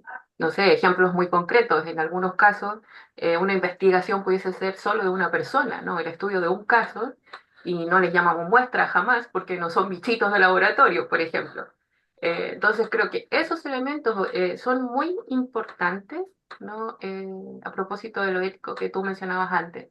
Y en el caso de anonimizar datos, también hay una preocupación bien saliente que tiene que ver con otras áreas que investigan, pero que tienen compromisos a lo mejor con empresas. Entonces también les asusta mucho eso de te entrego mis datos cuando tengo un compromiso de confidencialidad o hay una patente que está en juego. Entonces, claro, ahí también transmitir la tranquilidad que si bien puede ser con fondos públicos, por ejemplo, en las bases concursales también se protege eso, ¿no? Como que no es que se entrega todo inmediatamente y luego no puedo publicar porque no tengo mis datos y que ya los dejé, ¿no? Quizás eso requiere más calma para mirarlo a partir de nuestra legislación también y de nuestras políticas en Chile.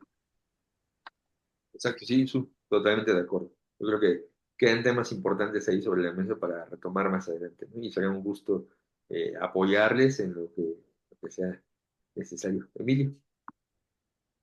Sí, digamos, como la sesión de la semana pasada, sin duda son sumamente importantes los niveles de análisis, pero también obviamente en ese itinerario que la ciencia abierta propone, es decir, es compartir investigación, es compartir conocimiento, pero dejarlos en libertad para su uso. Es verdad que uno al final del día quiere obviamente ser digamos, recordado por aquello que en algún momento propuso, pero sin duda pone en discusión aquello, digamos, la ciencia abierta implica un nuevo paradigma fundamentalmente. Y precisamente esta mañana en una presentación de proyecto, también nosotros nos encontramos hoy día a preparar un documento que sin duda para nosotros es sumamente relevante, obviamente respecto a un plan de descarbonización para Chile, de los cuales ya sabemos que si en algún modo declaráramos obviamente los impactos medioambientales que tiene esas leyes, nos terminan por cerrar la boca, obviamente, porque hay intereses, obviamente, de los grandes grupos nacionales e internacionales que en algún modo no desean que se hable mal de aquello que hacen, porque aportan recursos económicos. Entonces, ahí esos elementos éticos aparecen constantemente y ahí viene, obviamente, la gestión. Cómo difundirlos, obviamente, para en esa convivencia pacífica no aparezcamos eventualmente trasquilados por querer compartir obviamente gestiones del conocimiento, pero que también implican la toma de decisiones, que también es otro elemento que aparte obviamente también a la gestión de ese conocimiento que entrega la academia. Y ahí se cruzan esos dos elementos que sin duda, así como decía Susan, va respecto a los elementos éticos, pero también morales, obviamente, de aquello que es ese conocimiento que queremos, obviamente, aportar. Eso, de todo modo, me quedo sumamente impactado obviamente de todos esos niveles o los cuales las instituciones universitarias están llamadas a considerar. Y tal vez aquí hay un elemento importante que también se decía la semana pasada. Eh, Al final del día vamos a competir por publicaciones. Y hasta cuando ese sistema obviamente perverso no termine obviamente por acceder obviamente respecto a eso que se comparte, también debe ser un nivel a considerarse. Hasta el día de hoy esto no aparece, obviamente. Eso, muchas gracias. Gracias a ti, Emilio, muchas gracias por tus aportaciones siempre valiosas. Luis, adelante. Solamente una reflexión de que, bueno, hay distintos tipos de ciencia, ¿no? Yo trabajo en lo que es ciencia básica, ¿no? Nosotros trabajamos más en la creatividad, se nos ocurre una idea exploramos la creatividad, planteamos una hipótesis, desarrollamos todo el método científico. Y para eso tenemos que hacer un año de experimentos y ver si es que los experimentos realmente nos permiten corroborar o rechazar la hipótesis. Y después escribir papers, ¿no? Por lo tanto, no es fácil que nosotros tengamos 3, 4 papers al año, porque realmente hay que tener una red de contactos muy grande para eso, y el trabajo es bastante difícil, ¿no? Eh, Eso por un lado.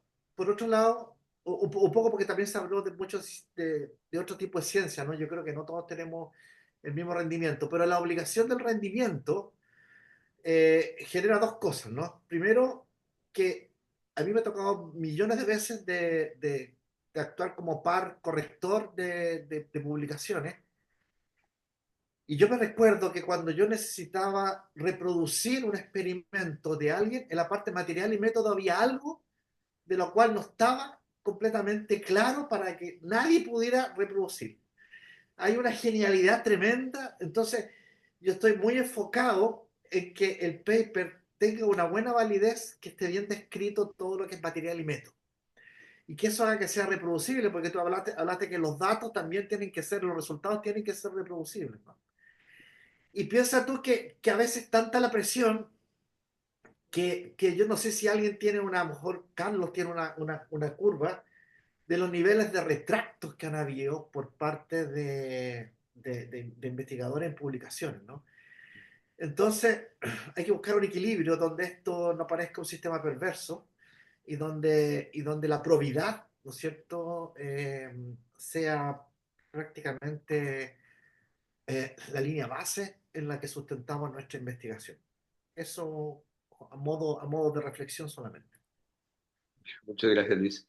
Yo creo que lo interesante, lo valioso que yo les invitaría a rescatar de ese tipo justo de sesiones es el abrir este tipo de cuestionamientos, ¿no? El abrir este tipo de situaciones en las cuales, pues, trayéndolo a la mesa es como vamos a poder tomarlo, ¿no? Para futuras referencias, ya sea para hacer normativas mucho más apegadas pues, a prácticas éticas, ¿no?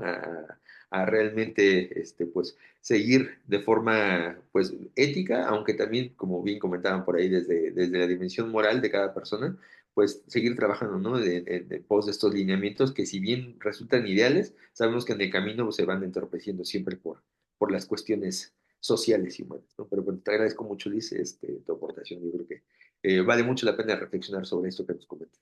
Y pues bueno, no sé si haya algo más que usen compartir. De mi parte, eso sería todo. Muchas gracias.